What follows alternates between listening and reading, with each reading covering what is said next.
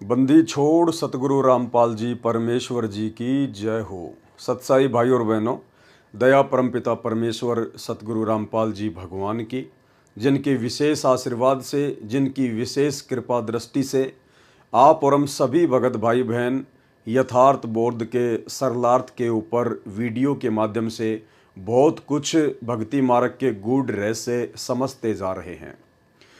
भाई और बहनों, ये सारा का सारा श्रेय परम पूज्य परमेश्वर सतगुरु रामपाल जी परमेश्वर जी का है, क्योंकि जब तक परमेश्वर अपनी वाणियों को समझने की और समझाने की दया ना बख्शे, तब तक कोई भी जीव आत्मा, कोई भी प्राणी परमेश्वर के वचनों के ऊपर ना ही तो चल सकता है और ना ही समझ सकता है। सन 1994 से परम पूज्य परमेश्वर सतगुरु रामपाल जी अपने तत्व ज्ञान युक्त सत्संग कर रहे हैं। 2000 के बाद गुरुदेव भगवान ने बहुत सारी पुस्तकें भी लिखी, सैकड़ों की संख्या में।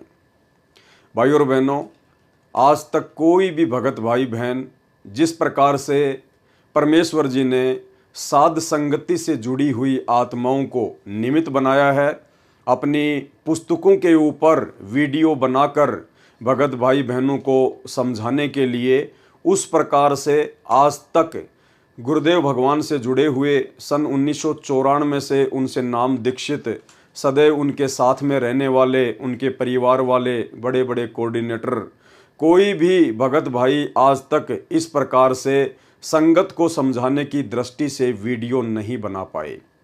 तो ये जिसके ऊपर परमेश्वर की रजा होती है, जिस आत्मा को परमात्मा ने निमित्त बनाना होता है, जिस दो कोटि के जीव को परमात्मा ने सेवा बख्शनी होती है, परमेश्वर उसी के ऊपर रजा करते हैं।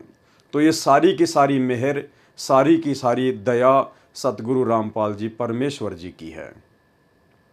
जिस प्रकार 650 साल पहले जब परमात्मा बनारस के काशी में प्रकट हुए थे, बहुत सारी उस समय परमेश्वर जी ने लीलाएं की।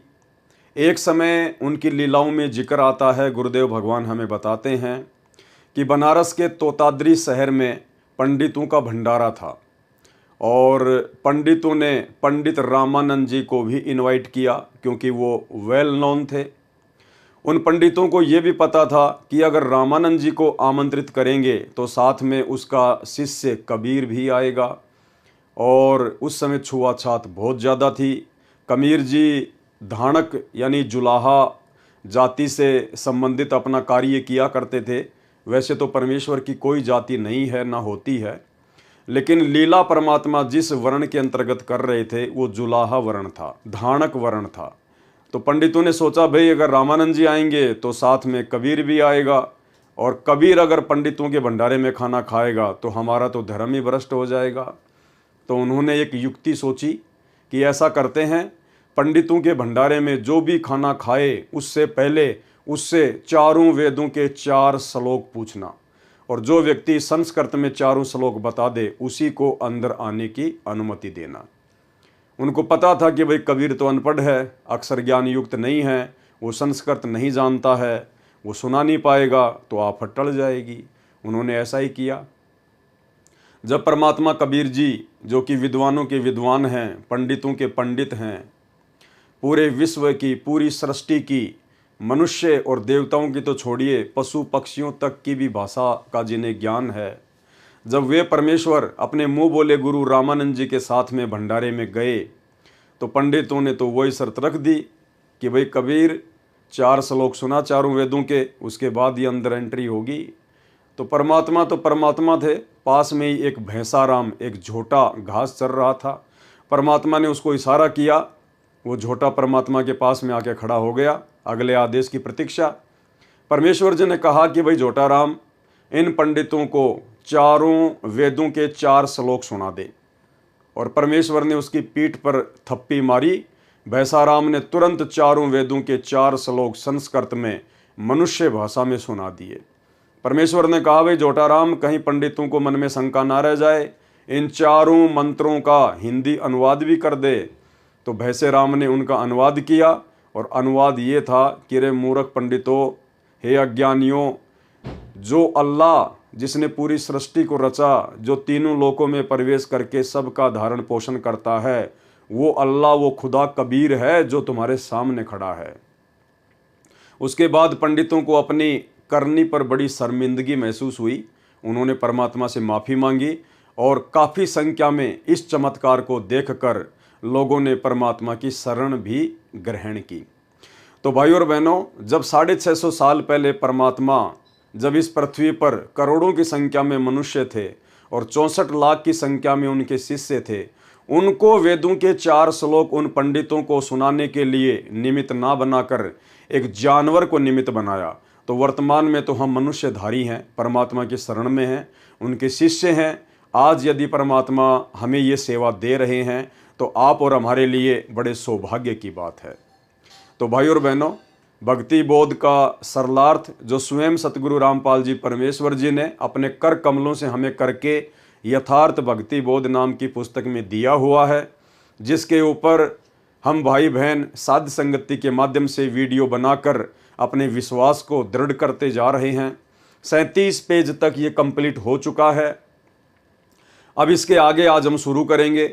भाई और बहनों, ये वाणियाँ जो परमपिता परमेश्वर जी के मुख कमल से उच्चारित हैं, ये भले ही हिंदी में हैं और क्षेत्रीय भाषा में हैं, परंतु इनका जो रहस्य है, इनका जो सार है, वो वेद और गीता जी से भी गहरा है। तो कई बार हम इन वाणियों का जो सरलार्थ गुरुदेव ने किया हुआ है, हम उसको पढ़ चुके हैं पहले भी, लेकिन हमें याद नहीं रहता है। तो इसका मतलब ये नहीं है कि यदि हमें वाणियों का सरलार्थ याद नहीं होगा तो हम जो 3 समय का पाठ करते हैं तो हमें उन पाठ का लाभ नहीं मिलेगा। ऐसा बिल्कुल भी नहीं है। परमेश्वर की वाणियाँ स्वयं सिद्ध हैं। आदरणीय गरीबदास जी महाराज जी के सदग्रंथ साहिब से निकाली गई ये वाणियाँ स्वयं सिद्ध हैं। स्वयं सिद्ध का मतलब होता है जिस प्रकार डॉक्टर मरीज को कैप्सूल देता है या टैबलेट देता है, तो मरीज को नहीं पता उस कैप्सूल के अंदर क्या है, लेकिन डॉक्टर ने जिस रोग के लिए वो कैप्सूल बनाया गया है वो परफेक्ट रूप से बनाया है। अब वो मरीज चाहे उसको खोल कर देखे या ना देखे, चाहे उसकी जांच करे या ना करे, उसने तो अपना काम उस रोग पर करना ही करना है। तो इसी प्रकार परमेश्वर की जो वाणियाँ हैं, जिनके ऊपर हम वीडियो बना रहे हैं, परमेश्वर जी ने जिनका सरलार्थ किया हुआ है, ये वाणियाँ स्वयं सिद्ध हैं। जिन वाणियों को हम 3 समय की आरतियों के माध्यम से पाठ करते हैं, उच्चारित करते हैं प्रतिदिन, तो भले ही हमें इन वाणियों का यथार्थ सरलार्थ ज्ञान नहीं है, हमें इनके यथार्थ अनुवाद का ज्ञान नहीं है, लेकिन जब हम तीनों समय की आरतियों के रूप में इनका पाठ करते हैं प्रतिदिन, तो वाणियाँ अपना कंप्लीट काम करती हैं। ये वाणियाँ स्वयं सिद्ध हैं। और एक अन्य उदाहरण गुरुदेव भगवान ने दिया कि जिस प्रकार किसी व्यक्ति को अगर सर्प काट ले तो व्यक्ति तो बेहोश हो जाता है, जहर का असर हो जाता है, फिर एक गारुड़ को बुलाया जाता है। गारुड़ उसको कहते हैं जो सर्प काटे हुए व्यक्ति को कुछ मंत्र बोलकर वापस होश में ला दे। तो वो व्यक्ति तो बेहोश पड़ा है और गारुड़ ऊपर से उसके ऊपर मंत्र पढ़ रहा है और उन मंत्रों का प्रभाव उस बेहोश व्यक्ति के ऊपर भी होता है और कुछ ही समय में वो होश में आ जाता है। तो जिस प्रकार वो व्यक्ति जो बेहोश था वो मंत्र सुन भी नहीं रहा था, लेकिन वो जो मंत्र था, जो गारुड़ उसका उच्चारण कर रहा था, वो स्वयं सिद्ध था। वो गारुड़ के द्वारा वो सिद्ध किया हुआ मंत्र था। तो उस सिद्ध मंत्र ने अपना काम उस बेहोश व्यक्ति पर करना ही करना था। तो ठीक इसी प्रकार परमपिता परमेश्वर जी के मुख कमल से उच्चारित स्वयं सिद्ध वाणियाँ, क्योंकि परमेश्वर के मुख कमल से उच्चारित प्रत्येक शब्द स्वयं सिद्ध ही होता है। जैसे हम सत्संग सुनते हैं गुरुदेव भगवान का, तो वो स्वयं सिद्ध हैं। उस सत्संग ने हमारे ऊपर असर करना ही करना है। इसीलिए गुरुदेव भगवान कहते हैं, यदि आपने नाम भी नहीं लिया है और यदि आप सत्संग भी सुनना शुरू कर देते हैं तो आपको 70% लाभ मात्र सत्संग सुनने से होना शुरू हो जाता है। तो इसी प्रकार भाई और बहनों, वाणियों का चाहे हमें अनुवाद याद है या नहीं है, वाणियों के विषय में चाहे हमें पूर्ण जानकारी है या नहीं है, परंतु वाणियाँ जो हम प्रतिदिन उच्चारण करते हैं तीनों समय के पाठ के रूप में, ये अपना यथार्थ और पूर्ण काम अवश्य करती हैं। और यदि हमें इनके अनुवाद का ज्ञान हो जाएगा तो फिर हमारा विश्वास और बढ़ता है, हमारे अंदर और अधिक दृढ़ता गुरुदेव भगवान के चरणों में और उनकी भक्ति में उत्पन्न होती है। इसीलिए तो सतगुरु रामपाल जी परमेश्वर जी ने आप और हम जीवों पर दया करके इन समस्त वाणियों का जो तीनों समय की आरतियों के अंदर हैं, परमेश्वर जी ने यथार्थ भक्ति बोध नाम की पुस्तक बनाकर यथार्थ अनुवाद करके आप और हमारे हाथों में दे दिया, ताकि मेरे बच्चे आपस में इन वाणियों को पढ़ेंगे, एक दूसरे को पढ़ाएंगे और साध संगति के माध्यम से अपने विश्वास को आसमान में लेकर जाएंगे। और यही विश्वास एक दिन हमें परमेश्वर जी के सतलोक में पहुंचाएगा, क्योंकि परमात्मा कहते हैं, कहे कबीर सुनो भाई साधो, मैं तो हूं विश्वास में। तो इतनी बड़ी दया सतगुरु रामपाल जी परमेश्वर जी ने आप और हमारे ऊपर बख्शी है। और इस दया के लिए अब आगे वीडियो शुरू करने से पहले, आगे की वाणियों के ऊपर चर्चा करने से पहले गुरुदेव भगवान से आशीर्वाद प्राप्त करेंगे, परमात्मा जी की महिमा करेंगे। बंदी छोड़ सतगुरु रामपाल जी परमेश्वर जी की जय हो। परमपिता परमात्मा, सारी सृष्टि के रचनहार, कुल मालिक, असंख्य ब्रह्मांडों के स्वामी, जगत गुरु, तीनों लोकों में प्रवेश करके सबका भरण पोषण करने वाले, राजाधिराज, आत्माधार, नाथों के नाथ, देवों के देव महादेव, सर्वेश्वर महेश्वर, मृत्युंजय, अजरो अमर, आदि अनादि, सनातनी प्रभु, जगत पिता जगदीश्वर, श्री श्री 1008 की उपाधि के वास्तविक अधिकारी, अकाल मूर्त सौद स्वरूपी राम वासुदेव, सर्वगतम ब्रह्म, परम पूज्य, प्रथम पूज्य, परम संत, परम पुरुष, परम धनी, परम दयालु, सत्य कबीर, हक्का कबीर, अल्लाहु कबीर, अल्लाहु अकबर, बाखबर, अल्लाह ताला, जगत के तारणहार, जगत के मुक्तिदाता, जगत के जगन्नाथ, हारे के सहारे, हिंदुओं के राम, मुसलमानों के अल्लाह, सिखों के वाहिगुरु, ईसाइयों के मसीह, दया के सागर दयानिधि, करुणा के सागर करुणानिधि, स्वयंभू परिभू, संकट मोचन, कष्ट हरण, मंगल करण, दुख भंजन, अविगत कबीर, निर्विकार निर्विषम परमात्मा, अलय अलेख सतगुरु, आदि अनादि सतगुरु, असली मर्यादा पुरुषोत्तम, असली राम, असली कृष्ण, असली घनश्याम, असली मुरारी, राजाओं के राजा, महाराजाओं के महाराजा, शहंशाहों के शहंशाह, सम्राटों के सम्राट, भगवानों के भगवान, अल्लाहों के अल्लाह, प्रभुओं के प्रभु, मसीहाओं के मसीह, सच्चे वाहिगुरु, बाबाओं के बाबा, पीरों के पीर, सेठों के सेठ, जगत सेठ, सावड़सा सेठ, सर्वगुण संपन्न, अनंत कोटि कलाओं के स्वामी, अनंत कोटि ब्रह्मांडों के नायक, योगियों में महायोगी, ध्यानियों में महाध्यानी, सिद्धों में परम सिद्ध, ज्ञानियों में तत्व ज्ञानी, ब्रह्म ज्ञानी, महाज्ञानी, परम ज्ञानी, सर्वश्रेष्ठ ज्ञानी, युवा कबीर, समृत कबीर, अमित ओझा, सच्चे रहनुमा, करीम अल्लाह, सुभान अल्लाह, दुनिया के अंतिम पैगंबर, 8 सितंबर 1951 से गांव धनाना, जिला सोनीपत, हरियाणा, भारतवर्ष की पावन भूमि पे प्रकट रियल कल की भगवान श्री नारायण साकार हरि, सच्चे बाबा साहेब, संत श्रोमणी सतगुरु रामपाल जी परमेश्वर जी के चरण कमल में देश विदेश से साध संगति से जुड़े हुए हम सभी सत्सेवक भाई बहनों का अनंत कोटि दंडत प्रणाम। गुरुदेव भगवान से अरदास है, प्रार्थना है कि हमें इसी प्रकार से सद्बुद्धि बख्शे रहें और भक्ति मार्ग पर निर्विकारी बनाकर समस्त नियम और मर्यादाओं के अंतर्गत हमारे विश्वास को दृढ़ता के साथ अपने भक्ति मार्ग पर लगा कर रखें। तो भाई और बहनों, 37 पेज तक यथार्थ भक्ति बोध के यथार्थ अनुवाद की वाणियों को हम जान चुके हैं, समझ चुके हैं। उसके बाद हम यहाँ से शुरू करेंगे वाणी। गरीब पट्टन घाट लखाइयाँ अगम भूमि का भेद, ऐसा सतगुरु हम मिला अष्ट कमल दल छेद। पट्टन घाट लखाइयाँ, पट्टन घाट का मतलब होता है त्रिकुटी से ऊपर का लोक, यानी सतलोक। लखाइयाँ यानी उस सतगुरु ने मुझे सतलोक का रास्ता दिखाया, अगम भूमि का भेद, और मुझे आगे की भूमि का भेद बताया, आगे का रास्ते का, सतलोक का मुझे भेद बताया। ऐसा सतगुरु हम मिला, यानी आज हमें ऐसे सतगुरु मिले हैं संत रामपाल जी के रूप में, अष्ट कमल दल छेद, जिन्होंने अक्षर पुरुष का मंत्र देकर, सतनाम का दूसरा मंत्र देकर हमारा 8वां कमल भी छेद दिया, अर्थात खोल दिया। गरीब पट्टन घाट लखाइयाँ अगम भूमि का भेद, यानी सेम इसका वही अनुवाद है कि परमेश्वर जी ने हमें सतलोक का रास्ता दिखाया और सतलोक जाने के लिए आगे की जो भूमि है परमेश्वर ने उसका भेद बताया। और ऐसा सतगुरु हम मिला, आज हमें ऐसे सतगुरु मिल गए संत रामपाल जी के रूप में। अष्ट कमल दल सेव, जिन्होंने 8वां कमल दल यानी अक्षर पुरुष के लोक का कमल दल खोलने की पूजा बता दी। सेव यानी पूजा, सरलार्थ। दोनों वाणियों का एक जैसा ही भावार्थ है कि ऐसा सतगुरु मिला जिसने अगम भूमि अर्थात आगे के स्थान सत्यलोक का भेद रहस्य बताया। गरीब पट्टन घाट लखाइया, अगम भूमि का भेद। वह पट्टन अर्थात परलोक जाने का घाट, घाट यानी जैसे हम कहते हैं ना घाटी, यानी पहाड़ों के ऊपर चढ़ना फिर नीचे उतरना, उसको कहते हैं घाट, घाटी। पर्वतों के बीच का रास्ता घाटी। लखाइयां अर्थात आंखों से दिखाया। अष्ट कमल को छेद कर खोल कर सत्यलोक ले गया। सतगुरु ने वह सेव अर्थात पूजा बताई जिससे अष्ट कमल अर्थात 8वां कमल खिल गया।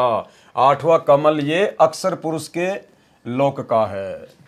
अक्षर पुरुष का स्थान सूक्ष्म शरीर में है, जो शरीर में बने ब्रह्मांड के पार है। अब आगे परमात्मा हमें थोड़ा सा जो है वो कमलों के विषय में जानकारी दे रहे हैं। तो भाई और बहनों, ये जानकारी भी हमारे लिए बहुत आवश्यक है।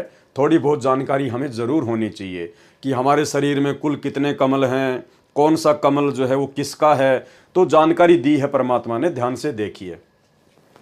मानव शरीर में कुल 7 कमल हैं, यानी हमारे शरीर में कुल कितने कमल हैं? 7, जो एक पिंड कहलाता है, जिसे शरीर भी कहते हैं। मानव शरीर में एक ब्रह्मांड का मानचित्र है, इसलिए इसको ब्रह्मांड भी कहते हैं। मूल कमल, दूसरा संवाद कमल जिसको अनाहत कमल भी कहते हैं, तीसरा नाभि कमल, चौथा हृदय कमल, और 5वां कंठ कमल, और 6वां त्रिकुटी कमल, और 7वां सहस्त्र कमल यानी ये काल का कमल, 1000 पंखुड़ी वाला कमल। तो टोटल 7 कमल ही हमारे शरीर में होते हैं, हमारे जो है वो पिंड में होते हैं। टोटल 7 कमल। पूर्ण सतगुरु से ज्ञान प्राप्त करने से पता चला कि हमने अष्ट कमल दल यानी 8वां कमल दल को खोलने की भी साधना करनी होती है। यानी हमारे शरीर में तो केवल 7 ही कमल हैं, मूल कमल से लेकर और सहस्त्र कमल तक। लेकिन जब हमें सतगुरु मिला, हमें पूर्ण सतगुरु मिले, हमें तत्वदर्शी संत मिले, तो उन्होंने हमें बताया, पूर्ण सतगुरु से ज्ञान प्राप्त करने से पता चला कि हमने अष्ट कमल दल को खोलने की साधना भी करनी चाहिए। जबकि हकीकत तो ये है भाई और बहनों, सतगुरु रामपाल जी परमेश्वर जी के मिलने से पहले हमें तो मूल कमल का भी नहीं पता था, एक भी कमल का नहीं पता था कि कमल क्या होते हैं, कैसे खुलते हैं, कौन कौन से देवता शरीर में विराजमान हैं, कुछ नहीं पता था। अगर कुछ पता था तो केवल इतना पता था कि सुबह नहा धो के खाना खा के घर से निकलना है और सारा दिन 2 के 4 कमाने हैं और वापस घर में शाम को एंट्री करनी है, खा के सो जाना है, फिर सुबह वापस मार्केट में निकलना है। इससे ज़्यादा भक्ति, भगवान का, साधना का, कमलों का, पिंड का, ब्रह्मांड का कुछ भी ज्ञान नहीं था। पूर्ण सतगुरु से ज्ञान प्राप्त करने से पता चला कि हमने अष्ट कमल दल को खोलने की साधना करनी है। यानी 7 कमलों के अलावा 8वां कमल भी खोलने की साधना करती है, जो कि हमारे सूक्ष्म शरीर में होता है। तब पूर्ण मोक्ष का मार्ग स्पष्ट होगा। अष्ट कमल दल 8वां कमल है। अष्ट कमल दल यानी 8वां कमल। इसमें अक्षर पुरुष का वास है। 8वें कमल में, अष्ट कमल दल में किसका वास है? अक्षर पुरुष का। इसके पश्चात अर्थात इसके ऊपर 9वां कमल है। अक्षर पुरुष के 8वें कमल के ऊपर फिर 9वां कमल है, और 9वां कमल क्या है? सतलोक। 9 कमल दल है, इसमें परम अक्षर ब्रह्म का वास है, अर्थात सत्यलोक। यानी सतलोक जाने के लिए 9वां कमल दल खोलना पड़ेगा। और वो 9वां कमल दल किससे खुलेगा? सार नाम से खुलेगा, सार शब्द से खुलेगा। और ये जो 8वां कमल है अक्षर पुरुष का, ये किससे खुलेगा? यानी हमें जो सतनाम देते हैं परमात्मा, जिसमें 2 मंत्र देते हैं। एक मंत्र तो काल का, काल के ओम मंत्र से तो खुलेगा ये काल का सहस्त्र कमल, और सतनाम के अंदर जो दूसरा मंत्र है अक्षर पुरुष का, उससे खुलेगा 8वां कमल, और उसके बाद 9वां कमल जो कि पूर्ण परमात्मा का है, ये कमल खुलेगा फिर सार नाम से, सार शब्द से। तो ये जानकारी भी आप और हमारे को होनी बहुत जरूरी है। वाणी, गरीब परपट्टन की पीठ में सतगुरु ले गया मोहे, सिर साटे सौदा हुआ अगली पिछली खोई।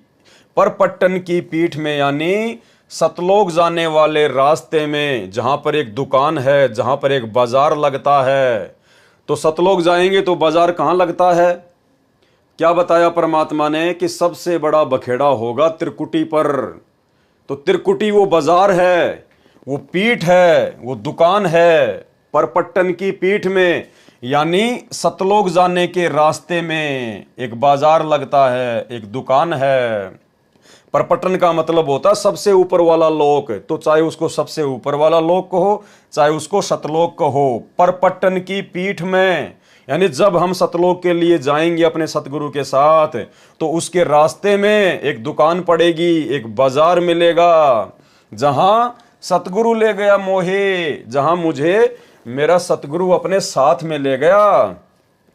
सिर साटे सौदा हुआ अगली पिछली खोई। सिर साटे सौदा हुआ और अगली पिछली खोई।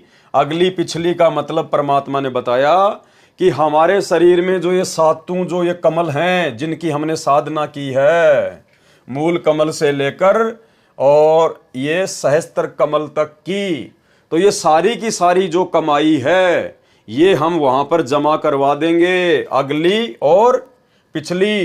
तो परमात्मा क्या कह रहे हैं? मूल कमल से लेकर त्रिकुटी तक की जो कमाई है, वो तो है हमारी पिछली कमाई, और जो ये सहस्त्र कमल की जो कमाई है ओम नाम की, ये है अगली कमाई। तो ये अगली और पिछली सारी की सारी जो कमाई है, ये हम त्रिकुटी पर अपने सतगुरु के साथ जाकर जमा करवा देंगे। गरीब परपट्टन की पीठ में सतगुरु ले गया मोहे, सिर साटे सौदा हुआ और अगली पिछली खोही। सरलार्थ, परपट्टन अर्थात परलोक जाने के मार्ग में, पीठ अर्थात दुकान में सतगुरु मुझे ले गया, यानी धर्मराज के दरबार में ले गए। सिर साटे सौदा हुआ अगली पिछली खोही, जिसमें सत्य साधना करने वाला साधक अपना जीवन पूरा करके भक्ति करता हुआ शरीर छोड़कर जाता है। तो वह जो साधना सतगुरु स्वयं परमेश्वर जी ने गुरु रूप में प्रकट होकर, यानी परमेश्वर स्वयं ही गुरु रूप में प्रकट होकर, सतगुरु रूप में प्रकट होकर जिसने हमें वो साधना बताई, तो वह जो साधना सतगुरु स्वयं परमेश्वर जी ने गुरु रूप में प्रकट होकर द्वारा बताई होती है, वह सभी कमलों की साधना मंत्रों से करता है। त्रिकुटी से नीचे के कमलों को पिछले कमल कहा है। त्रिकुटी से पीछे के जो कमल हैं उनको क्या कहा गया है? पिछले कमल, यानी अगली पिछली खोई, यानी अगली पिछली सारी कमाई हम वहां पे जमा करवा देंगे। तो क्या कह रहे हैं परमात्मा? त्रिकुटी कमल से नीचे के कमलों की जो कमाई होती है उसको कहते हैं पिछली कमाई, तो वो भी हम वहीं जमा करवा देंगे। और त्रिकुटी कमल से ऊपर की जो कमाई है सहस्त्र कमल की, क्योंकि त्रिकुटी कमल का कोई मंत्र नहीं होता है, त्रिकुटी कमल का परमात्मा ने कोई मंत्र नहीं बताया, तो मूल कमल से लेकर और कंठ कमल तक की जो कमाई है उसको परमात्मा ने बताया पिछली कमाई, तो वो कमाई भी हम धर्मराज के दरबार में जमा करा देंगे। और त्रिकुटी कमल से ऊपर फिर जो सहस्त्र कमल है काल की ओम नाम की कमाई, उसको परमात्मा ने बताया अगली कमाई, तो वो भी हम वहीं पे जमा करवा देंगे। तो वाणी क्या कह रही है? सिर साटे सौदा हुआ और अगली पिछली खोई, यानी आगे और पीछे की सारी जो कमाई है वो हम धर्मराज के दरबार में सतगुरु के साथ में जाके जमा करवा देंगे। त्रिकुटी से नीचे के कमलों को पिछले अर्थात नीचे के कमल कहा है, और त्रिकुटी तथा सहस्त्र कमल को अगले आगे ऊपर के कमल कहा है। यह एक ब्रह्मांड का वर्णन चल रहा है, जीवात्मा का निवास हृदय कमल में होता है। मृत्यु के उपरांत जीव शरीर त्यागने पर विवश होता है, सबसे पहले मूल कमल में जाता है। जीवात्मा सबसे पहले कहाँ जाती है? मूल कमल में जाती है। वहां पर मूल कमल की भक्ति जो साधक मंत्र से करता है कि कमाई वहीं छोड़ देता है। यानी जो गणेश जी की जो हम साधना करते हैं मूल कमल के माध्यम से, वो हम वहीं पे डिपॉजिट करवा देते हैं और अपना ऋण मुक्त प्रमाण पत्र प्राप्त करके स्वाद कमल में जाता है। फिर ब्रह्मा और सावित्री के लोक की जो कमाई है वो वहां सर्व साधना इस कमल की छोड़कर प्रमाण पत्र लेकर आगे नाभि कमल में, फिर हृदय कमल में तथा फिर कंठ कमल में जाकर साधना कमाई छोड़कर ऋण मुक्त प्रमाण पत्र प्राप्त करता हुआ त्रिकुटी कमल में जाता है। फिर कहां जाता है जीव? त्रिकुटी कमल में। त्रिकुटी कमल का कोई जाप मंत्र नहीं होता है। त्रिकुटी कमल का कोई जाप मंत्र नहीं होता है। फिर मूल कमल से कंठ कमल तक की साधना की कमाई भक्ति धन वहां छोड़कर आगे खाली होकर चला, उसे अगली पिछली कमाई खोई अर्थात समाप्त कर दी, हमने वहीं दान कर दी कि लो भाई तुम्हारी कमाई और हमें ऋण मुक्त करो। उपरोक्त कमलों से रास्ता प्राप्त करने के जो 5 नाम मंत्र हैं वह हमारा प्रथम मंत्र दीक्षा कहलाती है। यानी गुरुदेव भगवान कह रहे हैं कि मूल कमल से लेकर और ये कंठ कमल तक की जो कमाई है, जो मंत्र है, ये क्या कहलाती है? प्रथम नाम दीक्षा कहलाती है। दूसरा दीक्षा मंत्र सत्य नाम कहा जाता है, सतनाम, जिसमें 2 नाम होते हैं, ओम प्लस तत् सांकेतिक है। ओम यह ब्रह्म का जाप है, सहस्त्र कमल की कमाई भक्ति धन है। यानी ओम नाम की जो कमाई है वो 7वें कमल की है, सहस्त्र कमल की है। 1000 पंखुड़ियों का जो कमल है ये किसका है? काल का कमल है। तो ओम नाम की जो कमाई है वो हम इस काल को सौंप देते हैं। सहस्त्र कमल की कमाई है, भक्ति धन है। गीता अध्याय 8 श्लोक 13 में कहा है कि मुझ ब्रह्म का केवल एक ओम अक्षर है, इसे ब्रह्मलोक प्राप्त होता है। जो साधक सतगुरु से तत्व ज्ञान समझ लेता है वह केवल जरा मरण अर्थात वृद्ध अवस्था तथा मृत्यु के दुख से छूटने का ही प्रयत्न करता है। गीता अध्याय 18 श्लोक 66 में कहा है कि मेरे यानी ब्रह्म के सर्व धार्मिक कर्म अर्थात साधना मुझ में छोड़कर तू केवल उस एक सर्वशक्तिमान परमात्मा की शरण में जा। कौन है सर्वशक्तिमान परमात्मा? सतगुरु रामपाल जी परमेश्वर, असली कबीर देव भगवान। ये है वो सर्वशक्तिमान परमात्मा जिसकी शरण में जाने के लिए ब्रह्म कह रहा है, काल कह रहा है, मैं तुझे सर्व पापों से मुक्त कर दूंगा, तू चिंता मत कर। इसलिए ओम नाम की भक्ति कमाई सहस्त्र कमल में धर्म राय के पास छोड़कर आगे अष्ट कमल की ओर साधक चलता है। यानी काल का पूरा हिसाब कंप्लीट करके फिर आगे जीव कहां चलता है? अक्षर पुरुष के लोक की तरफ, अष्ट कमल की ओर। सहस्त्र कमल की साधना को अगली भक्ति की कमाई कहा गया है। यानी काल की जो कमाई है, सहस्त्र जो कमल की जो कमाई है ओम नाम की, उसको क्या कहा गया है? अगली कमाई। पहले हम प्रत्येक देव की साधना का फल उनके लोक स्वर्ग में खा खर्च कर समाप्त करके सदा जन्म मरण के चक्कर में रहते थे। सतगुरु का साधक उन सर्व देवों प्रभुओं की भक्ति को छोड़कर आगे मोक्ष स्थान को चलता है। इसलिए कहा है कि परलोक जाने के लिए ऐसी दुकान पर ले गए। कौन ले गए? सतगुरु ले गए, सतगुरु रामपाल जी ले गए। परलोक जाने के लिए ऐसी दुकान पर ले गए जहां अगली ब्रह्म साधना और पिछली नीचे के कमलों की साधना खोई, यानी प्रतिफल लिए बिना छोड़कर चल पड़े। क्या कहा परमेश्वर जी ने? गरीब परपट्टन की पीठ में सतगुरु ले गया मोही, सिर साटे सौदा हुआ और अगली पिछली खोई। यानी हमने अपने इस पिंड की सारी की सारी जो कमाई थी वो हमने धर्मराज के दरबार में दान कर दी, अपने सतगुरु के साथ जाके उनको दे दी। जितने भी पुण्य थे वे भी छोड़ दिए, यानी पांचों यज्ञ जो हम करते हैं वो सब के सब हम उसको वहीं पे दान कर दिए। जितने भी पुण्य थे वे भी छोड़ दिए। पापों के बदले पुण्य छोड़कर हम पाप रहित हो गए, क्योंकि सतलोक में सार नाम की कमाई साथ जाएगी। वाणी। गरीब परपट्टन की पीठ में सतगुरु ले गया साथ, यानी सतलोक जाने वाले रास्ते के बीच में जब वो त्रिकुटी आती है, धर्मराय का दरबार आता है, वो दुकान आती है, वो बाजार आता है, वहां मुझे सतगुरु अपने साथ में लेके गया। गरीब परपट्टन की पीठ में सतगुरु ले गया साथ, और जहां हीरे माणक बिके पारस ला गया हाथ। और मैंने वहां क्या देखा, यानी भाई और बहनों, परमात्मा हमें समझा रहे हैं, आदरणीय गरीबदास जी महाराज जी को आधार बनाकर हमें समझा रहे हैं कि जब हमारा ये शरीर छूटेगा और जब हमारे पूज्य गुरुदेव भगवान हमारे साथ में सूक्ष्म रूप में, जब हमारे साथ में शब्द रूप में जाएंगे धर्मराज के दरबार में हमारा हिसाब किताब करवाने के लिए, तो क्या कह रहे हैं, गरीब परपट्टन की पीठ में, यानी सतलोक जाने के रास्ते में जब बीच में त्रिकुटी आएगी, बाजार आएगा है, तो वहां पर मुझे कौन लेके जाएगा, सतगुरु ले गया साथ। मेरे सतगुरु मेरे साथ जाएंगे शब्द रूप में या फिर ये शाश्वत रूप में, जैसा भी होगा परमात्मा हमें साथ लेके जाएंगे। जहां हीरे माणक बिके पारस ला गया हाथ, तो मैंने वहां क्या देखा कि वहां तो हीरे मोती माणक बिक रहे हैं, क्योंकि वो तो मेला है, काल वहां पे जीव को भ्रमित करता है।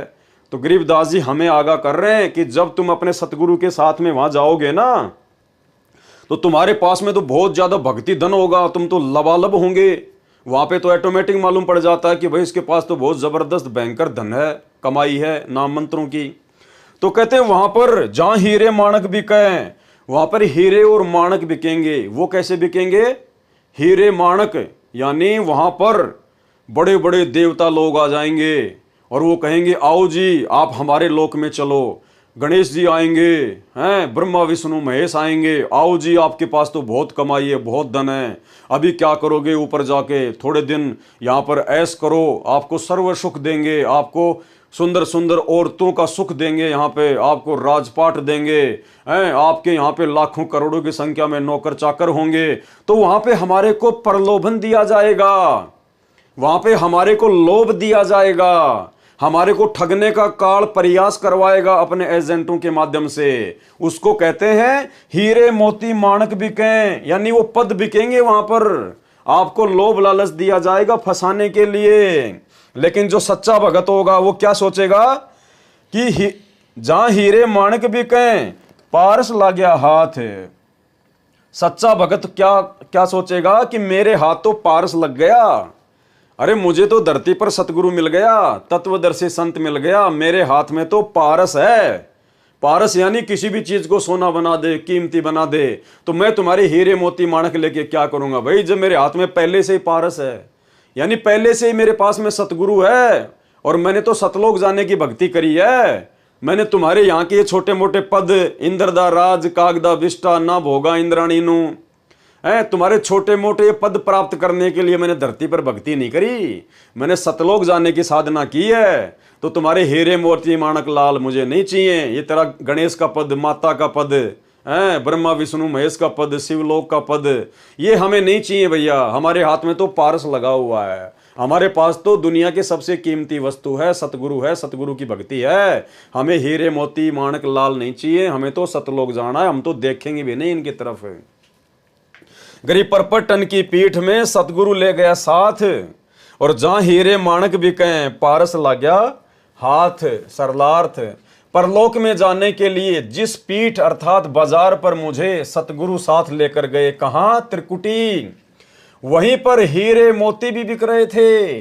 यहां पर हीरे मोती का भावार्थ है कि स्वर्ग में देव पद, ये तो मोती जानो, स्वर्ग में जो देव पद हैं जिनका हमारे को प्रलोभन दिया जाएगा, वो तो क्या है, मोती। तथा ब्रह्मलोक में यानी महास्वर्ग में जो देव पद हैं उनको जानो हीरे। भावार्थ है कि हम अपनी भक्ति कमाई धन से देव पद भी प्राप्त कर सकते हैं। अन्य भगत ऐसा कर रहे थे, परंतु मेरे हाथों पारस लग गया। पारस का तात्पर्य सार शब्द, सार नाम, जिससे स्वयं तो महिमावान हुआ, अन्य भक्तों को भी पारस रूपी सार नाम व सत्य नाम देकर भक्ति धन के धनी बनाए। पारस एक पत्थर जैसा होता है। यदि पारस से लोहे का गार्टर एक सिरे से स्पर्श हो जाए तो पूरा गार्टर चाहे 15 फुट लंबा हो, सोना यानी गोल्ड बन जाता है। मुझे पारस जैसा मोक्ष मंत्र मिला है, जिससे सतलोक परम पद मिला, फिर कभी जन्म मरण नहीं होगा। और उस सतलोक में जाने के बाद फिर हमारे को वह सर्व सुख मिलेंगे, सर्व सुविधाएं मिलेंगी। जो सुख और सुविधाएं इस देवलोक में और ब्रह्मलोक में जिसका हमारे को लालच दिया जाएगा, उनमें तो देखने को भी नहीं मिलती। चार मुक्ति जहां चंपी करती, माया हो रही दासी। यानी ब्रह्मा विष्णु महेश के पास केवल 4 मुक्ति हैं। तो कहते हैं जब तुम सतलोक में जाओगे तो 4 मुक्तियां तो तुम्हारे चरण दबाएंगे, वहां पर तुम इनके तरफ देखोगे भी नहीं, तुम्हारी दासियां बन के रहेंगी, नौकरानी बन के रहेंगी। माया हो रही दासी और दास गरीब अभय पद पर से मिले राम अविनाशी, और परमात्मा मिलेगा वो अलग। इस प्रकार वाणी संख्या 68 का अर्थ है, गरीब परपटन की पीठ में सतगुरु की हाट, यानी वही सतलोक जाने के रास्ते में त्रिकुटी पर सतगुरुदेव भगवान की भी दुकान है, जहां हीरे माणक बिकें सौदागर स्यों साठ। परपटन यानी सतलोक मार्ग में जो पीठ, जो बाजार है, उसमें यानी त्रिकुटी पर सतगुरु की हाट यानी दुकान है। वहां पर देव पद रूपी हीरे व माणक मोती बिक रहे थे। मैंने तो सतगुरु से ही सौदा कर लिया। मैंने तो अपने गुरुदेव भगवान सतगुरु रामपाल जी परमेश्वर जी से ही सौदा कर लिया कि भाई हमें तो सतलोक जाना है, हमने तो यहाँ का कोई देव पद नहीं चाहिए, ये हीरे मोती लाल हमें नहीं चाहिए। हमारे गुरुजी ने इनके थोतेपन के बारे में, हमारे गुरुजी ने इनकी हकीकत के बारे में हमें धरती पर सब कुछ बता दिया था कि भाई वहां का सुख भी झूठा है, केवल जीव को फंसाने के लिए काल प्रलोभन देता है, और फिर वापस जब उसकी कमाई समाप्त हो जाएगी तो हमारे गुरुजी ने बताया कि ब्रह्मलोक में गए हुए साधक भी, जो कि सबसे अंतिम उपलब्धि है 21 ब्रह्मांड की, तो गीता के अध्याय 8 श्लोक 16 में हमें गुरुजी ने बताया कि ब्रह्मलोक पर्यंत साधक फिर वापस नीचे आते हैं, गधे कुत्ते सूअर बनते हैं। तो भाई हमें हीरे मोती लाल नहीं चाहिए, हमें देवपद नहीं चाहिए। हमने तो अपने गुरुदेव भगवान सतगुरु रामपाल जी से सौदा कर लिया, एग्रीमेंट कर लिया, व्यापार कर लिया सतलोक जाने का, उनसे मेल हो गया, सतगुरु से हिस्सा पार्टनरशिप कर ली सतलोक में जाने की। हम तो सतलोक जाएंगे। वाणी गरीब परपटन की पीठ में सौदा है निजसार, यानी सतलोक जाने के उसी रास्ते में त्रिकुटी पर सौदा है निजसार, यानी वास्तविक सौदा होगा वहां पर। अगर जीव फिसल गया तो फिसल गया, और वहां से यदि पार हो गया तो फिर सीधा सतलोक। हमको सतगुरु ले गया ओगट घाट उतार। हमें हमारे सतगुरु देव भगवान गहरे रास्ते से, उबड़ खाबड़ रास्ते से, पता नहीं कौन सी भंवर गुफा, कौन सी सुन, कौन सी बेसुन, कौन सा लोक, यानी ऐसे ओगट घाट रास्ते से हमें हमारा परमात्मा सतलोक ले गया। गरीब परपटन की पीठ में सौदा है निजसार, और हमको सतगुरु ले गया ओगट घाट उतार। सरलार्थ, परलोक बाजार में वास्तविक भक्ति का सौदा है। यदि सतगुरु मिल जाए तो मेरे को सतगुरु ओगट घाट, अर्थात जिस घाटी का किसी को पता ना हो, जिस रास्ते का किसी को पता ना हो, वह ओगट घाट कहा है, जिस मार्ग से केवल सतगुरु ही पार ले जा सकता है। कौन ले जा सकता है उस ओगट घाट से पार? केवल सतगुरु। और वो सतगुरु भाई और बहनों आज हमें प्राप्त है। गरीबदास जी कहीं भी ये नहीं कह रहे कि परमात्मा पार कर देगा, या फिर परमात्मा के नाम की कोई फोटो पार कर देगी, जो ना चल सकती, ना बोल सकती, ना आशीर्वाद दे सकती, ना सत्संग सुना सकती, वो फोटोएं पार नहीं करेंगी। हमें तो जिंदा सतगुरु पार करेगा, जिंदा सतगुरु।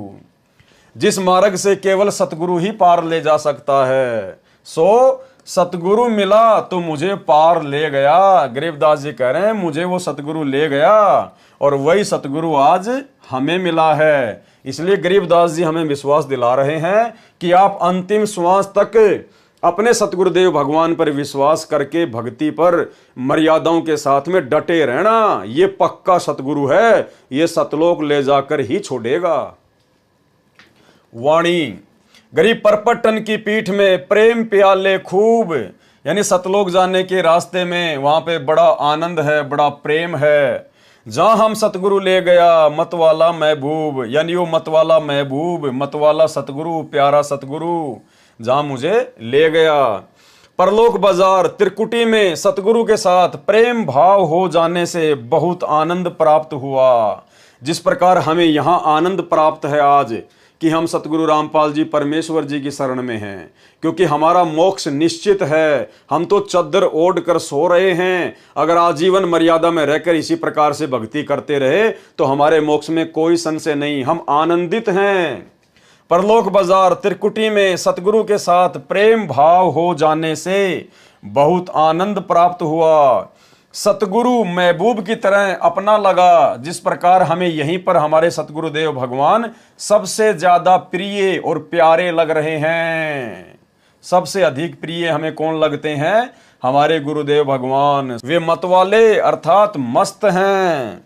वाणी गरीब परपटन की पीठ में मतवाले मस्तान, और हमको सतगुरु ले गया अमरापुर स्थान, यानी सतलोक जाने के रास्ते में उस परपटन की पीठ में बहुत सारे मतवाले और मस्ताने लोग थे। छोटे मोटे देव पद लेकर मस्त हो रहे थे, हीरे मोती माणक उस काल के लेकर मस्त हो रहे थे, वहीं पे अपनी भक्ति को बर्बाद कर रहे थे। और मुझे तो सतगुरु ले गया उस अमरापुर स्थान। परलोक बाजार पीठ में अन्य बहुत से साधक मिले जो अपनी साधना से काल लोक में देव पद प्राप्त करके मतवाले खुशी से नाच रहे थे, क्योंकि उन मूर्खों को सतगुरु मिला नहीं। और यदि उनको सतगुरु मिला तो उन्होंने धरती पर सतगुरु के वचन की पालना करी नहीं, मर्यादा में रही नहीं। जिस प्रकार सतलोक आश्रम मैनेजमेंट हरियाणा वाले और उनसे जुड़े हुए भाई बहन, जब यहीं पर ये लोग सतगुरु के ज्ञान को छोड़कर, सतगुरु की मर्यादाओं को तोड़कर दो कोडी के राजनेताओं के पीछे दौड़ रहे हैं, उनकी रैलियों में जा रहे हैं, उनका समर्थन कर रहे हैं, तो भाइयों और बहनों, ऐसे भक्तों के बारे में परमात्मा बता रहे हैं कि जो भगत यहां पर मर्यादा तोड़कर भक्ति भी करेगा तो वो त्रिकुटी पर फैल हो जाएगा। वो वहां पर उन हीरे मोती और लाल को देखकर, बड़े बड़े देव पद को देखकर, शंकर जी आएंगे, आओ जी मेरे लोक में चलो, मैं आपको मेरे लोक में जो है वो गण बना दूंगा, मैं आपको स्वामी बना दूंगा। गणेश जी आएंगे, आओ जी गणेश का पद आपके लिए खाली पड़ा है। तो जो लोग यहीं पे राजनेताओं के तलवे चाट रहे हैं, गुरु जी के ज्ञान के विरुद्ध राजनीतियां कर रहे हैं, राजनेताओं का समर्थन कर रहे हैं, गुंडों की सीबीआई जांच करवाते हैं, आरक्षणों में शामिल हो रहे हैं, एक पीले पर्चे के ऊपर बिल्कुल फिदा हो जाते हैं, अपने अपने कोऑर्डिनेटरों के आदेशों के ऊपर फिदा हो रहे हैं, ज्ञान को आधार नहीं बना रहे, तो उन भक्तों के साथ में त्रिकुटी पर ऐसी बनेगी, वो वहां पर फिसल जाएंगे। गरीब परपटन की पीठ में मतवाले मस्तान, और हमको सतगुरु ले गया अमरापुर स्थान। परलोक बाजार अर्थात त्रिकुटी में अन्य बहुत से साधक मिले जो अपनी अपनी साधना से काल लोक में देव पद प्राप्त करके मतवाले अर्थात खुशी से नाच रहे थे। जैसे आज नरेंद्र मोदी की रैली में हरियाणा के भगत खुशी से नाच रहे हैं, उसी में मस्तान यानी मगन थे। परंतु हमको, गरीबदास जी को, यानी हम भक्तों ने अपने ऊपर लेना है ये, परंतु हमको सतगुरु अमुक स्थान यानी सतलोक में ले गए, यानी हम नहीं फंसे उस काल के चक्कर में। वाणी गरीब बंकनाल के अंतरे त्रिवेणी के तीर। बंकनाल परमात्मा ने बताया हमारे पीछे कमर में जो रीढ़ की हड्डी है, मूल कमल से लेकर त्रिकुटी कमल तक, उसके अंदर एक नाड़ी है टेढ़ी मेढ़ी, टेढ़ी मेढ़ी, बंकनाल। बंक यानी बाकी। बंकनाल के अंतरे त्रिवेणी के तीर, हम वहीं से उस बंकनाल के माध्यम से मूल कमल से आत्मा फिर ऊपर जाएगी त्रिकुटी तक। बंकनाल के अंतरे त्रिवेणी के तीर, और मानसरोवर हंस है बाणी को किलकीर। वहां पर जब हम मानसरोवर में जाएंगे, परमात्मा हमें लेकर जाएंगे, तो वहां पर परमात्मा भक्तों की छटनी करेंगे मानसरोवर पर। वाणी कोकिल कीर, वहां भक्तों की वाणी से, उनके विचारों से पहचाना जाएगा कि कौन तो जो है वो कौवा है, कीर यानी कौवा, और कौन भगत कोयल है, कोकिल यानी कोयल, यानी किस भगत ने मर्यादा निभाई है और किस भगत ने धरती पर मर्यादा तोड़ी है। कौन भगत सतलोक जानने के योग्य हुआ है और कौन भगत अभी वापस काल लोक में ही रहने के लायक है। तो ये छटनी फिर परमात्मा लास्ट कहां करेगा? मानसरोवर पर ले जाकर। सरलार्थ, मानव शरीर में रीढ़ की हड्डी के अंदर की ओर उसके साथ टेढ़ी मेढ़ी एक नाड़ी रीढ़ की हड्डी के निचले सिरे से, जो गुदा के पास रीढ़ की हड्डी का अंत है, त्रिकुटी जो आंखों के पीछे है, यहां वहां तक जाती है, उसे बंक नाल अर्थात टेढ़ी मेढ़ी नाल नाड़ी कहते हैं। मूल कमल से यानी गणेश जी के मूल कमल से त्रिवेणी तक, त्रिकुटी के आगे 3 रास्ते होते हैं, उसे त्रिवेणी कहा जाता है। तब साधक अपनी भक्ति कमाई से जाता है, सूक्ष्म रूप में सतगुरु साथ रहता है, यानी सतगुरुदेव भगवान सतगुरु रामपाल जी सूक्ष्म रूप में हमारे साथ में रहेंगे। त्रिकुटी पर जाकर परमात्मा गुरु रूप में दर्शन देता है, यानी फिर त्रिकुटी पर परमेश्वर हमें दर्शन देंगे। कौन? सतगुरु रामपाल जी परमेश्वर, क्योंकि धरती पर भी परमात्मा सतगुरु रूप में है और त्रिकुटी पर भी परमात्मा सतगुरु रूप में ही रहेंगे। त्रिकुटी पर जाकर परमात्मा गुरु रूप में दर्शन देता है। बंकनाल के अंदर से त्रिवेणी के किनारे चले गए, यानी बंकनाल के अंतरे त्रिवेणी के तीर, यानी हम त्रिकुटी के लास्ट सिरे पे चले गए। त्रिकुटी पर जाकर परमात्मा गुरु रूप में दर्शन देता है। बंकनाल के अंदर से त्रिवेणी के किनारे चले गए, वहां पर मानो मानसरोवर जैसा स्थान है। वहां क्या है? मानसरोवर जैसा स्थान। मानसरोवर हंस है, जैसे सरोवर पर हंस पक्षी भी होते हैं और बगुले भी होते हैं। हंस पक्षी मोती खाते हैं, बगुले मछली खाते हैं। दोनों हंस तथा बगुला देखने में एक जैसे लगते हैं, परंतु उनके आहार से पता चलता है कि हंस कौन सा है और बगुला कौन सा है। इसी प्रकार वहां पर उपस्थित सतगुरु के हंस यानी सतगुरु के भगत, सत्य पुरुष की भक्ति करने वाले तथा काल के पुजारी दोनों भगत दिखाई देते हैं, परंतु उनके ज्ञान से अंतर पता चलता है। जब वे ज्ञान की वाणी बोलते हैं उनमें इतना अंतर होता है जैसे कोकिल अर्थात कोयल तथा कीर अर्थात कौवे की बोली में अंतर होता है। यानी जो भगत मर्यादा तोड़कर भक्ति करता है वो काल की ही भक्ति कर रहा है। परमात्मा के कहने का मतलब ये है। और वहां जाकर परमात्मा फिर उनकी छटनी कर देगा। अन्यथा दूसरे पंथों के भक्तों से हमारे गुरु जी का क्या लेना देना? वो तो अपनी कमाई जाएंगे, अपने रास्ते जाएंगे। यहां धरती पर जो सतगुरु का भगत भी होगा और जो मर्यादा तोड़कर भक्ति करेगा तो समझो वो काल की ही भक्ति कर रहा है। परमात्मा उसको वहां पर छांटकर अलग कर देगा। वाणी गरीब बंकनाल के अंतरे त्रिवेणी के तीर, यानी उसी बंकनाल यानी टेढ़ी मेढ़ी नाड़ी के माध्यम से हम उस त्रिकुटी के किनारे जाएंगे। बंकनाल के अंतरे त्रिवेणी के तीर, जहां हम सतगुरु ले गया चुए अमीरस सीर। सतगुरु बंकनाल के अंदर से त्रिवेणी के किनारे लेकर चले गए। उस त्रिवेणी पर सतगुरु के ज्ञान अमृत की अमृत रस रूपी खीर अर्थात दूध जैसा तत्व ज्ञान टपक रहा था। यानी बड़ा आनंद महसूस हो रहा था हमें वहां पर अपने सतगुरुदेव भगवान के साथ पाकर।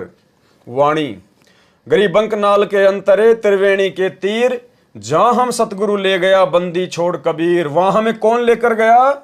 सतगुरु लेकर गया। और सतगुरु कौन? बंदी छोड़ कबीर। तो हमारे गुरुदेव भगवान कौन हुए जो हमें वहां पर लेकर जाएंगे? बंदी छोड़ कबीर। जब गुरुजी ही बंदी छोड़ कबीर हैं तो भाई फिर इस कबीर का हम क्या करें? इस नकली फोटो का हम क्या करें जो ना तो हमारे साथ त्रिकुटी पर जाएगा, ना धर्मराज के दरबार में जाएगा, ना सतलोक लेकर जाएगा। तो इस फोटो को भगवान मान के फिर क्यों हम अपने असली भगवान को नाराज करें? गरीब बंकनाल के अंतरे त्रिवेणी के तीर, जहां हम सतगुरु ले गया बंदी छोड़ कबीर। सरलार्थ, सतगुरु बंकनाल के अंदर से त्रिवेणी के किनारे लेकर चले गए। कौन लेकर चले गए? सतगुरु लेकर चले गए। उस त्रिवेणी पर मुझे मेरे सतगुरु बंदी छोड़ कबीर जी लेकर गए थे। कौन लेकर गए थे? बंदी छोड़ कबीर जी। वाणी, गरीब भंवर गुफा में बैठकर अमी महारस जोख, ऐसा सतगुरु मिल गया सौदा रोकम रोक। रोकम रोक का मतलब होता है बिल्कुल पक्का सौदा हो गया हमारा तो पक्का सौदा हो गया, सतलोक जाकर ही रुकेंगे। उस त्रिवेणी से आगे 11वां द्वार पार करके 12वां द्वार पार किया। गरीब भंवर गुफा में बैठकर, भंवर गुफा कहाँ है? 12वें द्वार को पार करके आती है भंवर गुफा। तो क्या कह रहे हैं? गरीब भंवर गुफा में बैठकर अमी महारस जोख, यानी हम वो अमृत जैसा वो पदार्थ जो सतगुरु ने हमें पिलाया, हम वहां पर बड़े आनंदित होकर पी रहे थे, बड़ा आनंद आ रहा था भंवर गुफा में बैठकर। और ऐसा सतगुरु मिल गया सौदा रोकम रोक। हमें तो संत रामपाल जी के रूप में ऐसे सतगुरु मिल गए जिन्होंने हमारा बिल्कुल पक्का सौदा कर दिया, सतलोक जाने का सौदा बिल्कुल पक्का कर दिया। उस त्रिवेणी से आगे 11वां द्वार पार करके 12वां द्वार पार किया और भंवर गुफा में सतगुरु ले गए। वहां बैठकर अमी यानी अमृत, महारस, महा आनंद, जोक अर्थात पानी पिया। भावार्थ है कि वहां अनोखा आनंद महसूस हुआ भंवर गुफा में सतगुरु के साथ में, क्योंकि हम सतलोक के बेहद नजदीक थे, इसलिए हम भंवर गुफा में बड़े आनंदित महसूस करते हैं अपने आप को। ऐसा सतगुरु मिला जिसने सत्य साधना की इतनी कमाई करा दी कि रास्ते में सब कमलों में सौदा रोकम रोक, नगदा नगदी कैस किया। यानी सभी देवी देवताओं का जो हम साधना किया करते थे, मूल कमल में गणेश जी की, स्वाद कमल में ब्रह्मा शांतरी जी की, नाभि कमल में विष्णु लक्ष्मी जी की, हृदय कमल में शिव जी पार्वती जी की, कंठ कमल में माता जी की। तो कहते हैं हमें ऐसा सदगुरु मिल गया जिसने हमारी कमाई बिल्कुल कंप्लीट करा दी, और वो कमाई उनको देके देवी देवताओं को, और हमारा जो सौदा था बिल्कुल रोकम रोक कर दिया। हरियाणा में रोकम रोक का मतलब होता है बिल्कुल पक्का रजिस्ट्री हो जाना। वाणी, गरीब भंवर गुफा में बैठकर अमी महारस तोल, ऐसा सतगुरु मिल गया बज्र पोल दई खोल। बज्र पोल यानी वो ताला, वो द्वार जिसे कोई नहीं खोल सकता, सतगुरु ने पल में खोल दिया। बज्र पोल दई खोल। सरलार्थ, भंवर गुफा में अपनी भक्ति की धनराशि से सत्यलोक का सुख तुलवाया अर्थात प्राप्त किया। फिर सतगुरु साथ रहे, उन्होंने प्रत्येक द्वार पर लगे दृढ़ ताले वज्र पोल खोल दिए। पोल मानी खाली स्थान जो ढका हुआ हो, उसी को पोल अर्थात साहूकारों का घर जिसमें मेहमान बैठा करते थे, केवल नर मानव बैठा करते थे, उसे पोली अर्थात दहलीज कहते हैं, कहा करते, जो अब समाप्त प्राय हो चुकी है। सतगुरु ने उस पोली का द्वार खोल दिया अर्थात परमात्मा ने वो सारे दरवाजे खोल दिए। वाणी, गरीब भंवर गुफा में बैठकर अमी महारस जोख, यानी उस भंवर गुफा में बैठकर सतगुरु के साथ में हमने वो अमृत जैसा वो पदार्थ पिया, और ऐसा सतगुरु मिल गया, ले गया हम परलोक, हमारे को सतलोक में ले गया, हमें ऐसा सतगुरु मिल गया। भंवर गुफा में अमृत रस पिया अर्थात आनंद का अनुभव हुआ, और ऐसा सतगुरु मिला जो हमको परलोक अर्थात सतलोक में ले गया। गरीबदास जी आप और हमारा विश्वास दृढ़ कर रहे हैं कि भैया मैंने जो रिहर्सल की है वो पक्कम पक्की है, और तुम्हें वही सतगुरु मिल गया आज। अगर तुम भी मेरी के तरह दृढ़ रहकर आजीवन भक्ति करोगे तो तुम्हारा भी इसी प्रकार से सतगुरु बेड़ा पार करके सतलोक में बैठा देगा। तो ये आप और हमें विश्वास दिलाने के लिए, आप और हमें सतगुरु रामपाल जी परमेश्वर जी की भक्ति पर दृढ़ करने के लिए ये इतनी वाणियां गरीबदास जी महाराज जी ने लिखी, और सतगुरु रामपाल जी परमेश्वर जी ने इनका यथार्थ अनुवाद करके हमारे हाथों में दी। वाणी, गरीब पिंड ब्रह्मांड से अगम है न्यारी सिंधु समाद, यानी वो सतलोक जो है वो पिंड और ब्रह्मांड से अलग है। पिंड मानी ये शरीर और ब्रह्मांड मानी काल के 21 ब्रह्मांड, वो इनसे आगे है। न्यारी सिंधु समाध, उसको तो सहज समाधि से प्राप्त किया जा सकता है। न्यारी मानी अलग ही और समाध मानी समाधि से। ऐसा सतगुरु मिल गया देखा अगम अगाध। परमात्मा का स्थान इस पिंड अर्थात शरीर में नहीं देखा जा सकता, वह ब्रह्मांड से भिन्न है। उसके लिए सहज समाधि लगानी पड़ती है। सहज समाधि यानी सतगुरु रामपाल जी परमेश्वर जी ने हमें जो भक्ति दी है, जो मंत्र दिए हैं, वो हमारी सहज समाधि है, जो विधि हमें बताई है। ऊपर समाधि ले जाने के लिए जैसे आकाश रूप समुद्र को पार करना पड़ता है, वहां वह सत्यलोक है। हमने सतगुरु की महिमा जानी तो अगम अगाध अर्थात बहुत आगे का ज्ञान वाला है। उसका ज्ञान अगाध अर्थात गहरा है। देखा अगम अगाध अर्थात हमें जो सतगुरु मिले उनकी महिमा बहुत अगम अगाध है, बड़ी आगे की महिमा है, आसमानों से ऊपर की महिमा है। वाणी गरीब पिंड ब्रह्मांड से अगम है, न्यारी सिंधु समाद। ऐसा सतगुरु मिल गया दिया अक्षय प्रसाद। पिंड ब्रह्मांड से भिन्न जो स्थान देखा, वहां पर अक्षय प्रसाद अर्थात जो स्वादिष्ट मिष्टान स्वर्ग महास्वर्ग में नहीं मिलता, वह सतलोक में खाया। दिया अक्षय प्रसाद यानी परमेश्वर ने हमें ऐसा अक्षय प्रसाद दिया जो यहां पर 21 ब्रह्मांड में और 7 संग ब्रह्मांडों में नहीं है। इतना स्वादिष्ट था। जैसे काशी नगर में परमेश्वर कबीर जी ने भंडारा भोजन लंगर कराया, 18 लाख साधुओं को जिमाया भोजन कराया था। उस समय सभी लड्डू जलेबी कचौड़ी पकौड़ी हलवा खीर सब सतलोक से पका पकाया आया था। 9 लाख बैलों पर थैलों में भर भर कर लाद कर केशव रूप धारण करके स्वयं कबीर जी ही लेकर आए थे। इसी प्रकार परमात्मा का प्रसाद सतलोक में खाया और बड़े आनंदित हुए। वाणी गरीब ओगट घाटी उतरे यानी सतलोक जाने के लिए बड़े उबड़ खाबड़ रास्तों से हम उतरे। ओगट घाटी यानी जिस घाट का जिस रास्ते का किसी को ज्ञान ना हो, उबड़ खाबड़। सतगुरु के उपदेश सतगुरु के ज्ञान से सतगुरु की समर्थता से हमने उन सभी रास्तों को पार किया और पूर्ण पद प्रकाशिया। ज्ञान योग प्रवेश परमात्मा की कृपा से उनके ज्ञान उपदेश से हम ओगट घाट अर्थात कठिन घाटियों में से पार हो गए। सतगुरु जी ने पूर्ण तत्व ज्ञान का प्रकाश किया, पूर्ण पद प्रकाशिया। गुरु जी ने हमें तत्व ज्ञान देकर हमारे हृदय में उस तत्व ज्ञान का प्रकाश कर दिया। सतगुरु जी ने पूर्ण तत्व ज्ञान का प्रकाश किया और ज्ञान योग को मेरी आत्मा में प्रवेश किया। ज्ञान योग प्रवेश ताकि हम सतलोक जाने के रास्ते में भटक ना जाएं, धोखा ना खा जाएं। हमें इस काललोक के दुखों का और सतलोक के सुखों का याद रहे, ज्ञान रहे। वाणी गरीब सुन सरोवर हंस मन और नाया सतगुरु भेद। सुरती नृति परचा भया अष्ट कमल दल छेद। सरलार्थ सुन स्थान सत्यलोक में मान सरोवर है। क्या कहते हैं? गरीब सुन सरोवर हंस मन यानी सतलोक में एक मान सरोवर है। सुन स्थान सत्यलोक में मान सरोवर है। वहां पर मेरी आत्मा यानी हंस ने स्नान किया। नाया सतगुरु भेद, उस स्थान पर सतगुरु देव को गूढ़ रहस्य के ज्ञान के द्वारा ही जानना संभव हुआ। यानी वहां मेरी आंखों के सारे पर्दे खुल गए। मैंने अपने गुरुदेव भगवान को परमात्मा के रूप में ठीक ठीक प्रकार से जान लिया। मेरे मन में कोई शंका कोई संशय नहीं रही।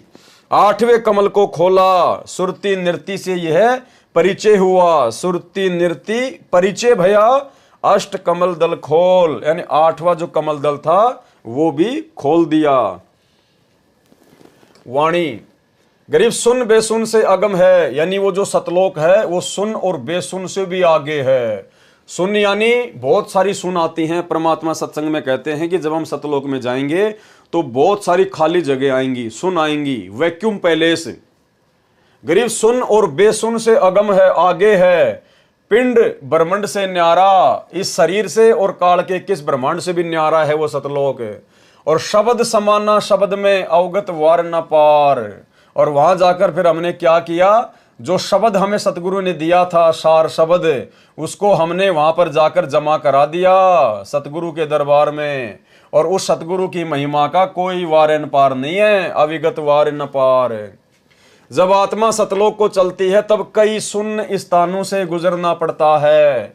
सतलोक सभी सुनों के पार है, बेसुन अर्थात विशेष सुन में अक्सर पुरुष का लोक है। वह पिंड अर्थात शरीर तथा ब्रह्मांड से भी पार है, उससे भी आगे सतलोक है। शब्द अर्थात शब्द समाना शब्द में, शब्द अर्थात सारनाम की भक्ति को शब्द अर्थात परमात्मा के भक्ति खजाने में जमा करा दिया। परंतु परमात्मा अवगत की महिमा का कोई वार न पार नहीं, कोई सीमा नहीं, अवगत वार ना पार। वाणी गरीब सतगुरु को कुर्बान जा अजब लखाया देश, यानी हम ऐसे सतगुरु के ऊपर कुर्बान हो जाएं जिन्होंने हमारे को वो सतलोक रूपी अजब गजब देश के दर्शन करा दिए, लखा दिया। सतगुरु को कुर्बान जा अजब लखाया देश, तो आज हमें सतगुरु रामपाल जी परमेश्वर जी ने अपने ज्ञान से दिखा दिया, तत्व ज्ञान से दिखा दिया, अपने आशीर्वाद से दिखा दिया। और गरीबदास जी स्वयं देख कर आए थे आप और हमारे को विश्वास दिलाने के लिए। तो आज सतगुरु रामपाल जी परमेश्वर जी के वचनों पर ही हमने तो विश्वास कर लिया, हमने तो अपने गुरुदेव भगवान पर ही विश्वास कर लिया। हमने देखने की आवश्यकता नहीं है, हम देखने की जिद नहीं करेंगे, क्योंकि हमने तो अपने परमात्मा के प्रत्येक वचन को सत्य मान लिया। और यदि उनके वचन को ही सत्य नहीं मानेंगे, उनकी बात पे ही यकीन नहीं करेंगे कि गुरुजी जो बता रहे हैं पता नहीं वो सतलोक है कि नहीं है, ऐसी सुख सुविधा है या नहीं है, तो क्या खाक सतलोक जाएंगे हम? कभी पार नहीं हो पाएंगे, क्योंकि तो विश्वास का मार्ग है। कहे कबीर सुनो भाई साधो, मैं तो हूं विश्वास में। तो गरीबदास जी कह रहे हैं मैं तो आंखों देख के आया था भाई, इसलिए तो मैं बता रहा हूं। और हम भगत बिना आंखों से देखे यकीन कर चुके हैं, गरीबदास जी जैसा यकीन कर चुके हैं। तो भाई और बहनों, बहुत बड़ी विशेष रजा है परमात्मा की आप और हमारे ऊपर। अगर आजीवन मर्यादा में लगे रहे, थोड़ा सा जीवन है, परमेश्वर सतलोक में ही ले जाकर छोड़ेंगे। गरीब सतगुरु को कुर्बान जा अजब लखाया देश, यानी बार बार सृष्टि रचना सुना सुना कर और उन महापुरुषों की वो वाणियां सुना सुना कर परमेश्वर ने हमें सतलोक दिखा दिया धरती लोक से। और पार ब्रह्म परवान है निरालम निज नेस, बलिहारी अपने सतगुरु पर। कौन से सतगुरु पर? सतगुरु रामपाल जी पर, क्योंकि हम अपने गुरुदेव की महिमा कर रहे हैं, हम अपने गुरु जी की महिमा कर रहे हैं। यहाँ पर गरीबदास जी के गुरु जी की महिमा नहीं कर रहे। और जो गरीबदास जी को गुरु रूप में मिला था वो यही गुरु था, इसलिए हम सीधे अपने गुरु की महिमा करेंगे। बलिहारी अपने सतगुरु रामपाल जी भगवान पर, जिसने अजब अर्थात अनोखा वो देश दिखा दिया, सतलोक दिखा दिया। पार ब्रह्म अर्थात परम अक्षर ब्रह्म परमाण है, वह निरालंब जिसको किसी का सहारा नहीं, वह अपनी शक्ति से स्थिर है, तथा निज नेस अर्थात खास पाप नाशक है वो परमात्मा। वाणी गरीब सतगुरु सोहम नाम दे गुज बीरज विस्तार। भाई गरीबदास जी का सतगुरु भी सोहम नाम दिया करता था, तो हमें गरीबदास जी का सतगुरु थोड़े देगा सोहम नाम? आज हमें किसने दिया? हमें कौन दे रहा है? हमें सतगुरु रामपाल जी दे रहे हैं।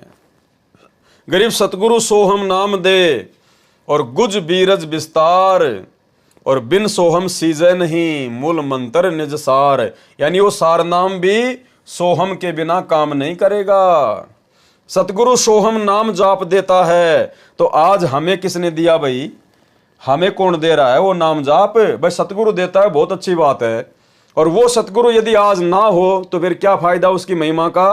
तो आज वो सतगुरु दे रहा है भाई। कौन? सतगुरु रामपाल जी। तो कौन दे सकता है वो नाम? गरीबदास जी कह रहे हैं सतगुरु दे सकता है। और सतगुरु गरीबदास जी ने किसको बताया? कबीर जी को बताया। तो आज हमें कौन दे रहा वो नाम? सतगुरु रामपाल जी। तो सतगुरु रामपाल जी कौन हुए? कबीर परमात्मा हुए, कबीर साहिब हुए। इसलिए तो हमने इस नकली कबीर साहिब को अपने घर से निकाल दिया। गरीब सतगुरु सोहम नाम दे गुज बीरज विस्तार, और बिन सोहम सीजे नहीं मूल मंत्र निज सार। सरलार्थ सतगुरु सोहम नाम जाप देता है, इससे आगे और गुज यानी गूढ़, बीरज यानी विशेष ज्ञान, विस्तार के साथ उपदेश मंत्र का राज यानी रहस्य जो सतगुरु उपदेश देते समय समझाता है। पहले सोहम मंत्र का जाप देता है। सोहम के जाप बिना मूल मंत्र अर्थात सारनाम सीजे नहीं अर्थात लाभ नहीं देता। यानी सारनाम से पहले सतगुरु हमसे सोहम नाम की कमाई करवाएगा, फिर वो सारनाम लेने के बाद फिर हमारी भक्ति आगे बढ़ेगी। वाणी गरीब सोहम सोहम धुन लगे दर्द बंद दिल माही, और सतगुरु पर्दा खोल ही परलोक ले जाही सतलोक ले जाही। सरलार्थ काल ब्रह्म के ओम नाम की कमाई को त्रिकुटी पर जमा करने के पश्चात ओम नाम का जाप समाप्त हो जाता है। यानी जब हमें मूल कमल से लेकर और सहस्त्र कमल दल तक की कमाई यानी ओम नाम तक की कमाई जब हम धर्मराज के दरबार में जमा करवा देते हैं और जब हमारे को वहां से निकलने का रास्ता दे दिया जाता है 10वां द्वार पार करके, तो फिर ओम नाम की कमाई समाप्त हो जाती है। जो हम सतनाम में 2 मंत्र जाप करते हैं, पहला ओम, फिर वो ओम नाम का जाप नहीं करना होता। फिर जब हम ऊपर जाएंगे अक्षर पुरुष के लोक में तो परमात्मा कहते हैं दोनों श्वासों से फिर अक्षर पुरुष का ही जाप चलेगा। सोहम सोहम सोहम सोहम, अंदर लेते समय भी और बाहर छोड़ते समय भी ऑटोमेटिक चलेगा। हमें सोचने की जरूरत नहीं है, परमेश्वर का विधान है। जैसे काल की कमाई ओम नाम की वहां छोड़ी और जैसे ही हम अक्षर पुरुष के लोक में प्रवेश करेंगे हमारा सतनाम का जाप ऑटोमेटिक चलेगा, लेकिन ओम नाम हट जाएगा और बाहर छोड़ते समय और अंदर लेते समय सोहम सोहम की धुन लग जाएगी। गरीब सोहम सोहम धुन लगे और दर्द बंद दिल माही, और मीठा मीठा दर्द एक कशक वो तड़प हमारे अंदर ऑटोमेटिक पैदा हो जाएगी फिर सतलोक जाने की। सतगुरु पर्दा खोल ही, सतगुरु ने सारे रास्ते खोल दिए और परालोक ले जाही। क्या कह रहे हैं परमात्मा? काल ब्रह्म के ओम नाम की कमाई को त्रिकुटी पर जमा करने के पश्चात ओम नाम का जाप खत्म हो जाता है, समाप्त हो जाता है। फिर सोहम सोहम ही दोनों श्वासों से प्रारंभ हो जाता है और सारनाम पहले की तरह ऊपर के श्वास से स्मरण होता है, और सारनाम की जो विधि होती है, सारनाम का जो सुमरण होता है वो वैसे ही चलता रहेगा। सुरती नृत्य से जाप चलता है। नाम के सुमरण से हृदय में मीठा मीठा दर्द महसूस होने लगेगा। दर्द बंद दिल माही, फिर सतगुरु सभी द्वारों का पर्दा यानी दरवाजा खोलकर परलोक अर्थात सत्य लोक ले जाएगा। सतगुरु पर्दा खोल ही और सत्य लोक ले जाही, परालोक ले जाही। वाणी गरीब सोहम जाप अजाप है, यानी सोहम का जो जाप है वो जीभ से नहीं करना पड़ता, वो अजाप है। सोहम जाप अजाप है, बिन रसना होए धुन, बिना जीव के उसका सुमरण होता है। और चढ़े महल सुखसेज पर, चढ़े महल यानी सतलोक की तरफ जहां पाप नहीं पुण्य। सोहम नाम का जाप अजपा जाप है क्योंकि इसमें जिव्या तथा होठ प्रयोग नहीं होते, केवल श्वास से सुमरण होता है। उसी से सोहम जाप की आवाज होती है। उस महल अर्थात सत्यलोक में चढ़ जाते हैं जहां पाप तथा पुण्य का व्यवहार नहीं है। वाणी गरीब सोहम जाप अजाप है, बिन रसना होए धुन। सतगुरु दीप समीप है, नहीं बस्ती नहीं शून्य। सत्यलोक में जहां सब हंस आत्माएं भगत जो मुक्त होकर जाते हैं, यानी इस काल लोक से मुक्त होकर जो भगत सतलोक में जाते हैं, उनका घर परमात्मा के सिंहासन के पास में है। यानी भाई और बहनों, ये गूढ़ रहस्य है। यानी हम जितनी भी आत्माएं इस काल के साथ में फंसी और इस 21 ब्रह्मांड में आई, हम सब के सब परमात्मा के विशेष सेवादार थे। वहां पर हम सब के सब परमात्मा के विशेष सेवादार थे। आप और हम आत्माओं को सतलोक में विशेष सुख प्राप्त था, विशेष सुख प्राप्त था। अब जैसे एक तो कोई प्रधानमंत्री के आसपास उसका कोई रिश्तेदार हो, उसका कोई बॉडीगार्ड हो, और एक कोई आम जनता हो, तो इस प्रकार से हम जितने भी लोग, जितने भी आत्माएं जो 21 ब्रह्मांड में फंसी पड़ी हैं, हम सब परमात्मा के सिंहासन के आसपास में रहा करते थे। हम परमेश्वर के विशेष प्यारे, विशेष सेवादार थे। वैसे तो सारे प्यारे हैं परमात्मा के, लेकिन कुछ खास भी होते हैं भाई। तो हम परमेश्वर के वो विशेष थे, क्योंकि जब जीव को ज्यादा सुख हो जाता ना, फिर वो उसकी वैल्यू नहीं समझ पाता है। तो हमने वहां पर इतने सुख थे, इतने ठाठ बाट थे, परमात्मा के सिंहासन के आसपास हम रहा करते थे। मिनट मिनट में परमात्मा के दर्शन करना, मिनट मिनट में परमात्मा से आशीर्वाद लेना। जिस प्रकार सतलोक आश्रम बरवाड़ा में जो गुरुदेव भगवान के आसपास रहा करते थे तो वो भी भगत ही, और वो भी भगत थे जो बेचारे पंडाल में चुपचाप जो है वो बैठा रहा करते थे। अब परमात्मा की दृष्टि में तो दोनों बराबर थे, लेकिन ज्यादा सुखी, ज्यादा परमात्मा के प्यारे लोग फिर किसको मानते हैं? जो गुरु जी के पास में रहते थे, गुरु जी के पीछे बंदूकें लेके चलते थे, गुरु जी पे चवर करते थे, बार बार गुरु जी से आशीर्वाद लिया करते थे। तो एक समय एक बिहार से एक माई थी, बूढ़ी बैठी थी बेचारी, पंडाल में माला कर रही थी अपनी बैठी बैठी, आशीर्वाद के लिए लाइन लगी तो वो भी लग गई। अब भगतों की तो होती है, अब गुरु जी के आसपास जो भगत रहते थे, गुरु जी के साथ में चलते थे, कोई बंदूक लेके चल रहा है, कोई चवर कर रहा है, कोई क्या कर रहा है। तो उस माई ने जाकर गुरु जी से कहा, जब माई का नंबर आया आशीर्वाद लेने का, तो सतगुरु रामपाल जी परमेश्वर जी से सतलोक आश्रम बरवाड़ा में उस माई ने कहा कि गुरु जी, बोले हाँ माई, बोला गुरु जी सबसे पहले तो यही भगत पार होंगे जो आपके आसपास रहते हैं, दिन में 20 बार आपसे प्रसाद लेते हैं, 50 बार आप इनको आशीर्वाद देते हो, 24 घंटे आपके साथ में रहते हैं। गुरुजी सबसे पहले तो यही पार होंगे, यही जाएंगे सतलोक। अब माई ने तो जैसा ज्ञान था वैसा कह दिया। तो गुरुजी ने कहा कि माई एक बात बता। बोला जी गुरुजी बताइए। बोला डॉक्टर के सबसे नजदीक कौन सा मरीज रहता है? यानी डॉक्टर सबसे ज्यादा किस मरीज की देखभाल करता है, बार बार किस मरीज को समझाता है? बोला गुरुजी डॉक्टर तो बार बार फटाफट उसी मरीज के पास जाएगा जो ज्यादा सीरियस हो, ज्यादा जो बीमार हो, सीरियस हालत हो, जो कोमा में हो। तो गुरुजी ने कहा कि बेटी ये जितने भी मेरे आसपास घूमते तुम्हारे को बहुत बड़े भगत नजर आ रहे हैं ना, ये बॉडीगार्ड, ये सेवादार, ये सारे के सारे ये कोमा में है, कोमा में ये भयंकर रूप से बीमार हैं। अगर मैं इनको अपने आसपास ना रखूं, ये सेवा ना दूं, तो काल इनको कब का उठा के ले जाए। तो माई की बात समझ में आ गई और गुरुजी ने कहा कि बैठ के अपनी माला कर ले, इस चक्कर में मत पड़ना कि कौन भगत बड़ा है और कौन भगत छोटा है। तो इसी प्रकार हैं तो सारे परमात्मा के प्यारे ही सतलोक में, लेकिन यहां परमात्मा क्या कह रहे हैं? सतलोक में जहां सब हंस आत्माएं भगत जो मुक्त होकर जाते हैं, उनका घर कहां है? परमात्मा के सिंहासन के पास में है। इसलिए गुरुजी हमें बार बार कहते हैं कि तुम्हारा सौभाग्य, तुम्हारी जो किस्मत है वो ब्रह्मा विष्णु महेश के पता नहीं कितना गुना ऊपर है। ब्रह्मा विष्णु महेश की किस्मत तो तुम्हारे पासिंग भी नहीं है।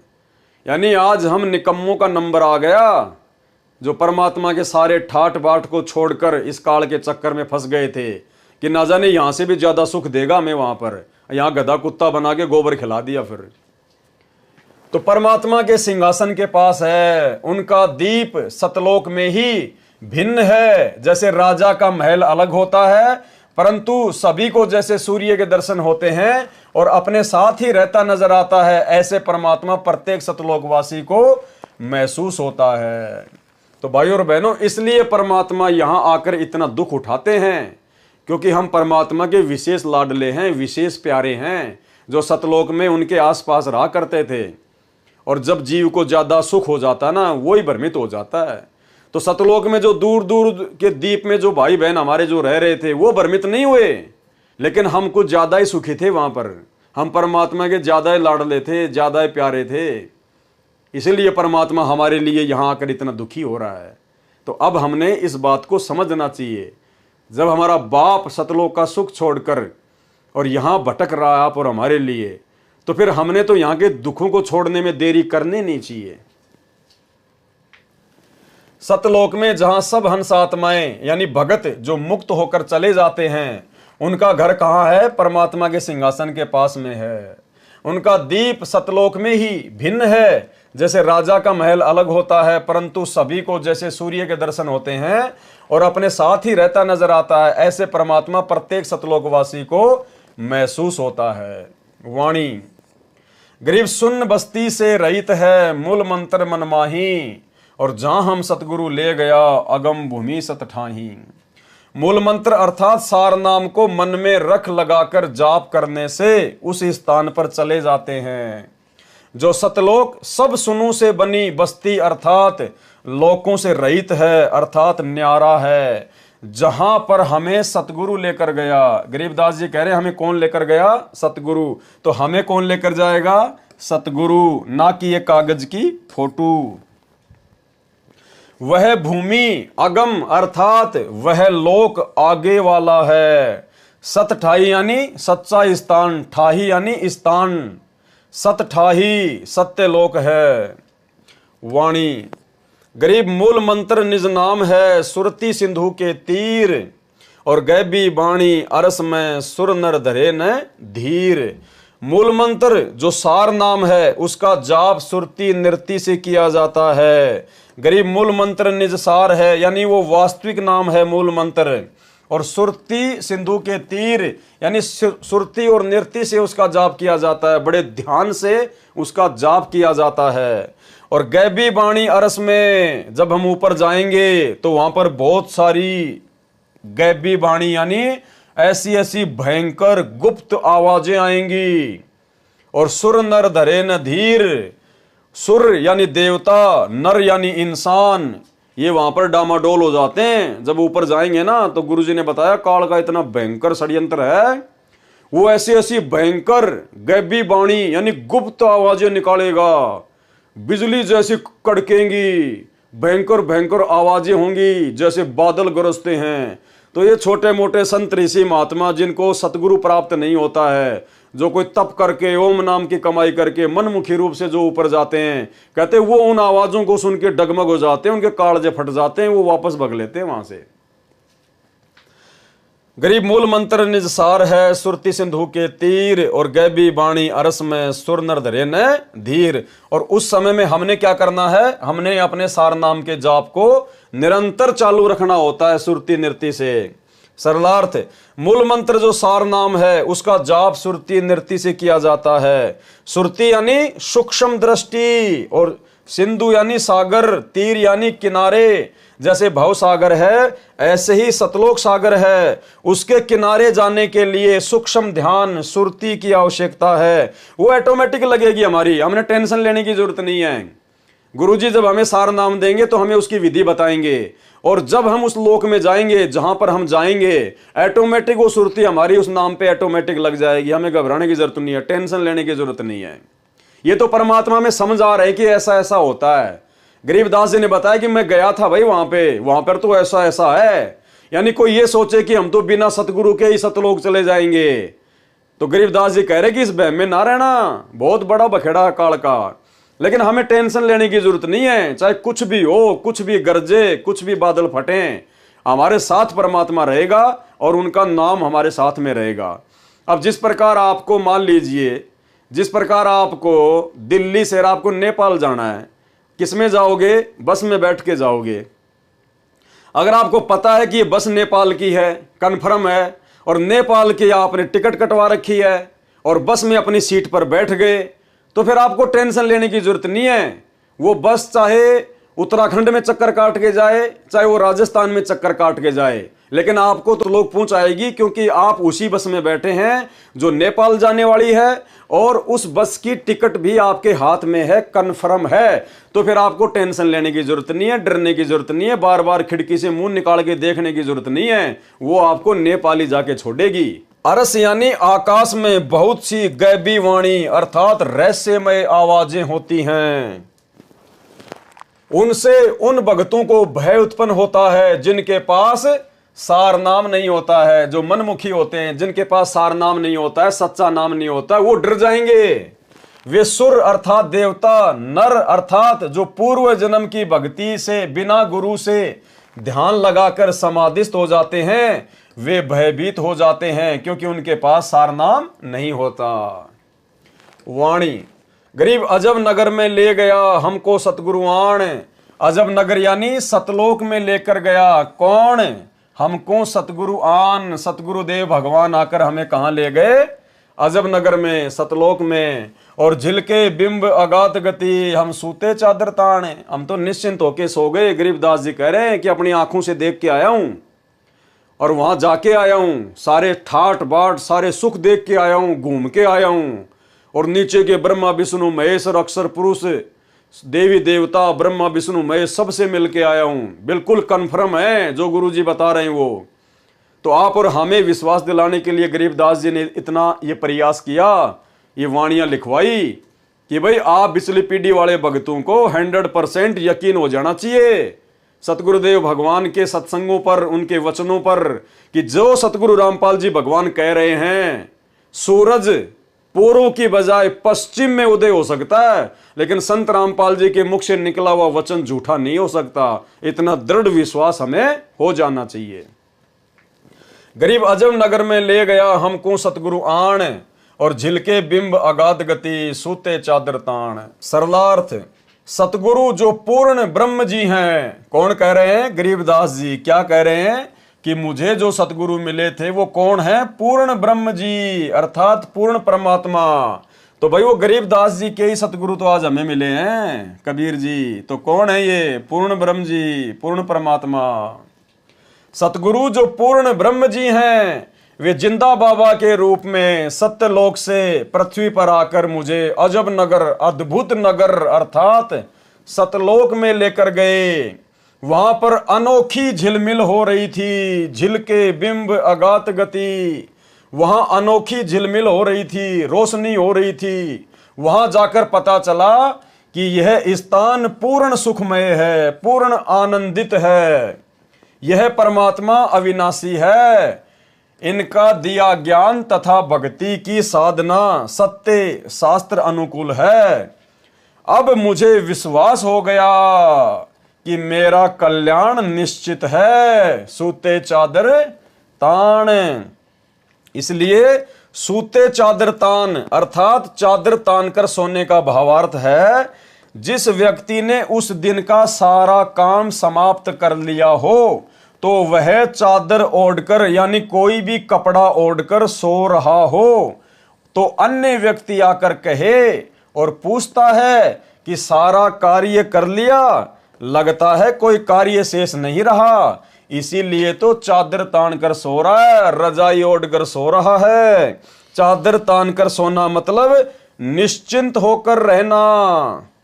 तो हमें विश्वास दिला रहे हैं गरीबदास जी महाराज कि मैं जो तुम्हें कह रहा हूं बिल्कुल कन्फर्म है। हम देखा सो साच है और सकल परपंच, और जो देखा वही गरीबदास जी ने वाणी में लिखवाया। तो हम भक्तों को बिना सतलोक देखे, और भाई और बहनों, हम जितने भी साथ संगति से भाई बहन जुड़े हुए हैं, आप और हमें अच्छे से पता है, अंदर से पता है कि हमने कभी सौपन में भी नहीं सोचा कि हमारे गुरुजी हमें सतलोक के दर्शन जो है वो करवा कर लाएं।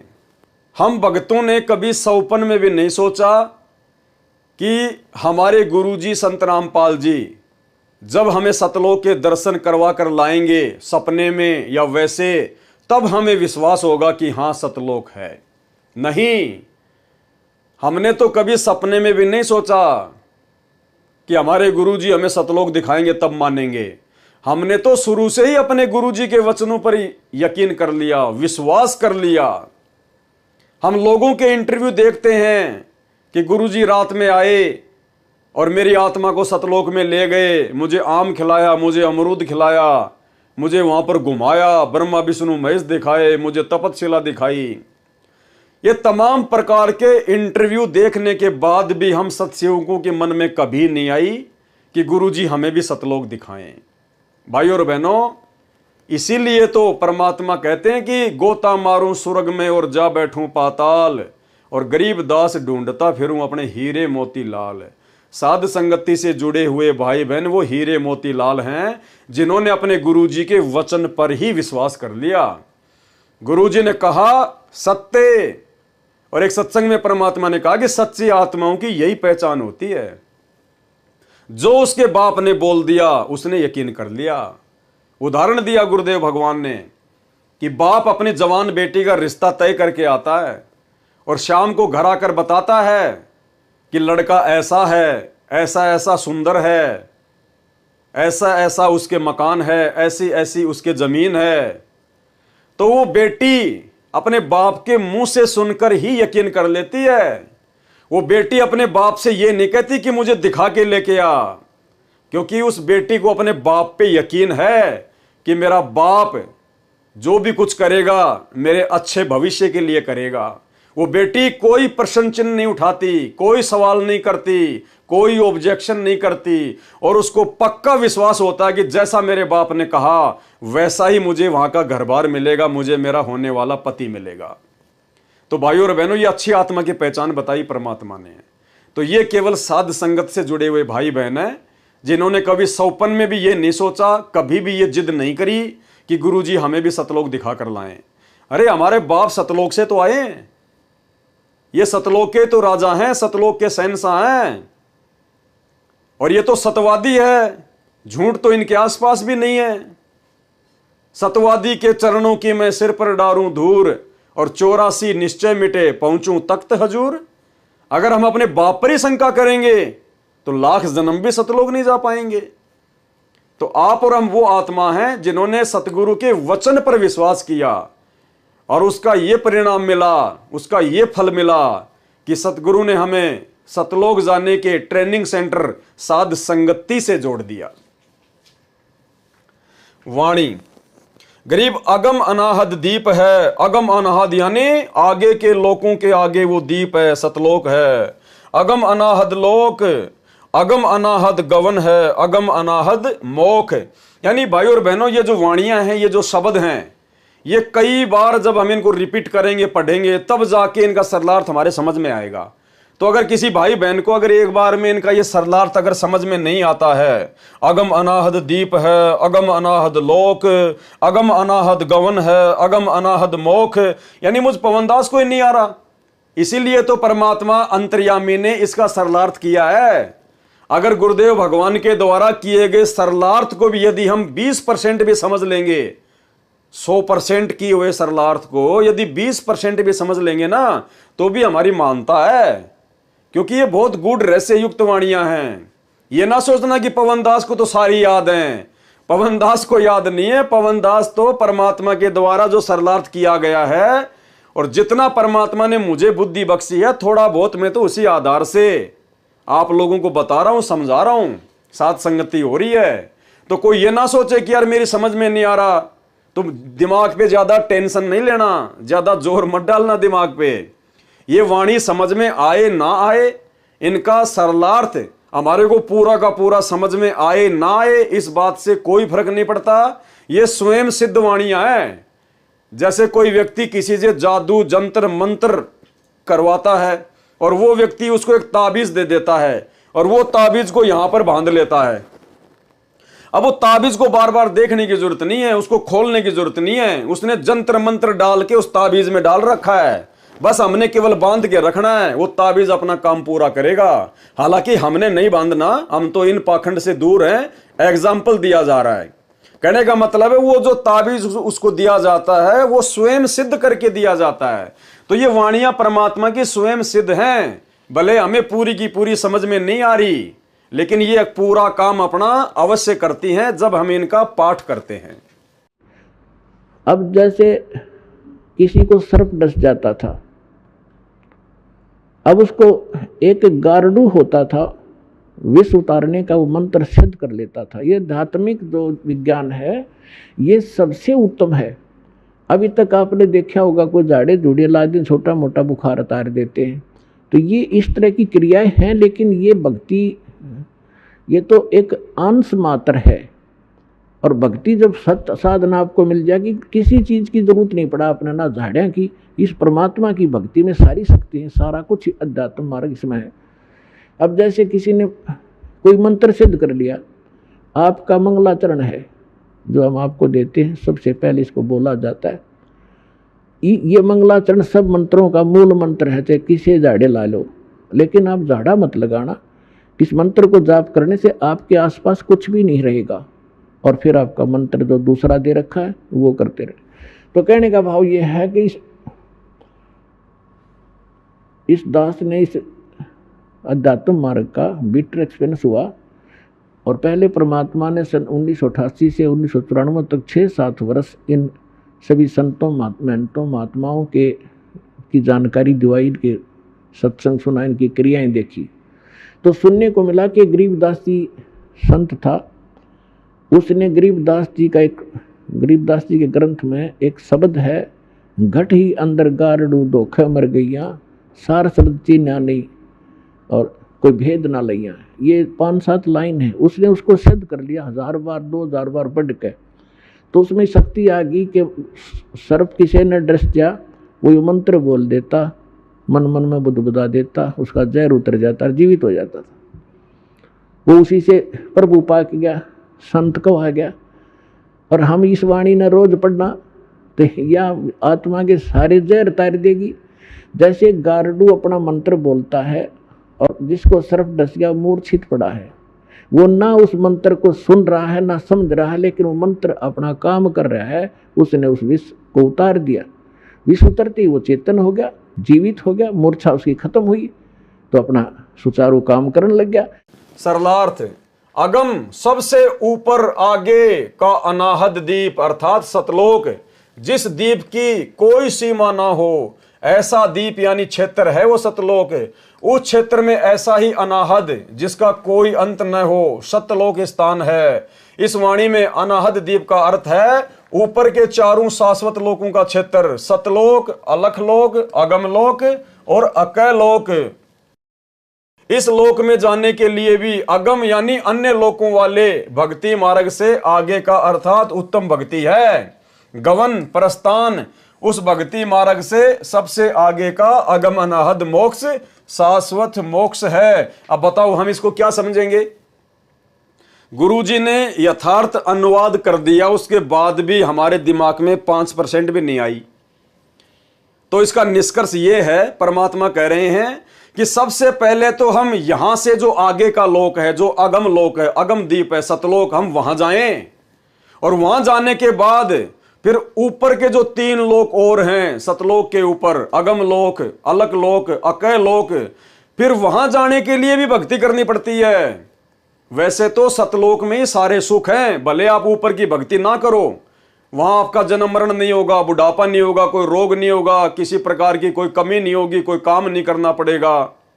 लेकिन यदि उससे भी आगे जाना चाहो, उससे भी ज्यादा सुख प्राप्त करना चाहो, तो फिर उन आगे के लोगों की भी सतलोक में जाने के बाद में भक्ति करनी पड़ती है। वो तुम्हारी मर्जी, चाहे करो चाहे ना करो, इसका फाइनल रिजल्ट ये है। और आपको विश्वास दिलाने के लिए गुरु जी का छोटा सा एक सत्संग भी सुना देता हूं, जिसमें परमात्मा ने यही बातें बताई है। सतलोक में जाकर सुरता संकट कट जा सारे, अलख लोक और अगम लोक के, यानी सतलोक में जाकर के फिर अलख अगम लोक को और सतनामी को हम वहां जाकर के प्राप्त करेंगे। वहां अलग से वहां भक्ति, हम चाहेंगे ऊपर जाना तो वहां भक्ति करेंगे, नहीं तो सतलोक में। जैसे हम इस लोक ने छोड़कर आज जी को ना, और ये तो छुट्टे भी गा, तो वहां तो इतना आनंद हो जाएगा। वो आपकी इच्छा के ऊपर चलना या ना चलना, सतलोक तक जाने के बाद कोई कष्ट नहीं है, फिर पुनर्जन्म नहीं है। अनामी लोक में जाने के बाद फिर वहां आत्मा और परमात्मा एक हो जाते हैं, आत्मा परमात्मा में समा जाती है। लेकिन सतलोक, अलखलोक और अगम लोक में वहां आत्मा और परमात्मा का अलग अस्तित्व है। वाणी गरीब सतगुरु पारस रूप है और हमरी लोहा जात, और पलक बीच कंचन करे पलटे पिंड रुगात। देखो कितनी सिंपल वाणी लग रही है ना हमारे को। गरीबदास जी कह रहे हैं कि जो सतगुरु मुझे मिले थे वो तो पारस जैसे हैं, पारस जैसे, जो अपना तत्व ज्ञान देकर मिनट में अपने भगत को चेंज कर देते हैं, उसकी काया पलट देते हैं। और हमारी लोहा जात, और हम जीव तो लोहा हैं उस पारस रूपी सतगुरु के आगे। पलक बीच कंचन करें, पलक बीच यानी आंख झपकने जितनी देर में वो परमात्मा सोना बना दे हमारी काया का, यानी अपने ज्ञान से हमारे विचारों को चेंज कर दे। पलटे पिंड और गात, जैसे पारस पत्थर लोहे से इस पर सोने पर लोहे को सुरग बना देता है। यहां पे शायद ये गलती हो गई होगी, जहां तक मुझे आइडिया है, यहां पे आना चाहिए स्वर्ण यानी सोना बना दे, क्योंकि पारस तो सोना बनाता है। वैसे तो पता नहीं, अब मालिक की मौज, हो सकता है जब मैनेजमेंट वालों ने इसको प्रिंट कराया तो हो सकता है उसमें यहाँ पर दिक्कत हो गई होगी, तो यहाँ पे होना चाहिए सोना। जैसे पारस पत्थर लोहे से स्पर्श होने पर लोहे को सोना बना देता है, जिस कारण से वह बहुमूल्य हो जाता है, इसी प्रकार हम तो लोहा जैसे जीव थे। यानी सतगुरु रामपाल जी परमात्मा के मिलने से पहले हम तो लोहे जैसे थे। लोहा भी जंग लगा हुआ, किसी काम का नहीं, खराब, 84 में जाने वाले थे हम तो।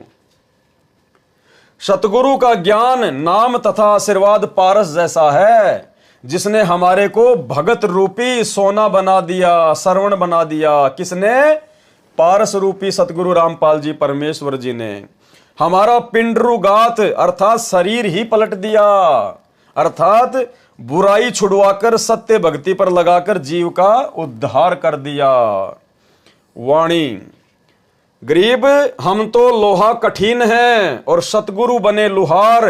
यानी हम तो बहुत ही ज्यादा जो है बिगड़े हुए जीव थे, बिल्कुल घटिया स्तर के जीव, और सतगुरु बने लुहार। सतगुरु भी एक नंबर का लुहार निकला, मार मार के थोड़े अपने तत्व ज्ञान के, मार मार के चोट, फिर गर्म किया, फिर थोड़े मारे, बार बार सृष्टि रचना सुनाई, बार बार ज्ञान सुनाया। गरीब हम तो लोहा कठिन है, सतगुरु बने लुहार, और जुगन जुगन के मोर्चे तोड़ गणे गढ़सार। जुगन जुगन के मोर्चे, असंख्य युगों के हमारा वो अज्ञान, वो मैल जो हमारी आत्मा पे चढ़ा हुआ था, मालिक ने मार मार के हथौड़े, वो घण मार मार के हमारे को कोमल कर दिया।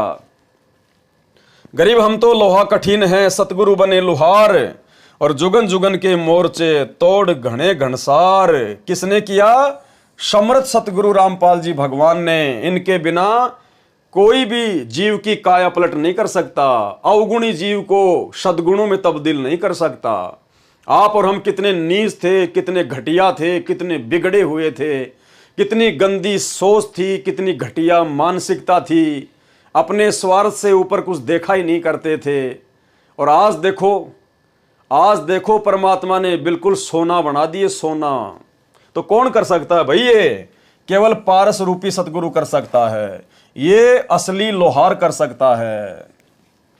गरीब हम तो लोहा कठिन है, सतगुरु बने लुहार, और जुगन जुगन के मोर्चे तोड़ घड़े घनसार।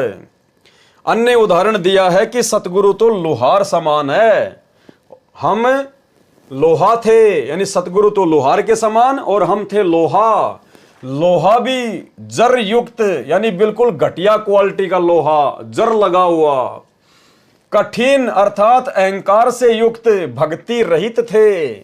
सतगुरु जी ने हमारे ऊपर सत्संग वचनों के बाण मारकर हमारा अहंकार तोड़ दिया, तथा जो युगों युगों का जन्म मरण का मोर्चा तैयार किए हुए थे वह समाप्त कर दिया, अर्थात 84 वाला सारा झंझट ही समाप्त कर दिया। वाणी, गरीब हम पशुआ जनजीव हैं, हम तो जानवर के जैसे हैं, जानवर के जैसे। और सतगुरु जात भिरंग, और सतगुरु उस कीड़े की तरह है, उस भौरे की तरह है, जो भगत को अपने संपर्क में लेकर अपने जैसा बना देता है, भिरंग भिरंग करके, और मुर्दे से जिंदा करे, पलट धरत है अंग। भक्ति का ज्ञान न होने के कारण हम तो पशु के तुल्य जीवन जी रहे थे। सतगुरु जी ने बार बार सत्संग सुनाकर अपने जैसा बना लिए।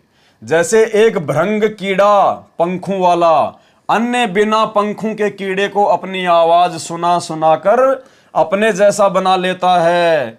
हम भक्ति मार्ग से भटके हुए थे, हम मुर्दों जैसा जीवन जी रहे थे, जीवन में कोई उत्साह नहीं था। परमात्मा ने तत्व ज्ञान सुनाकर, किसने सुनाया तत्व ज्ञान? परमात्मा ने, परमात्मा सतगुरु रामपाल जी ने।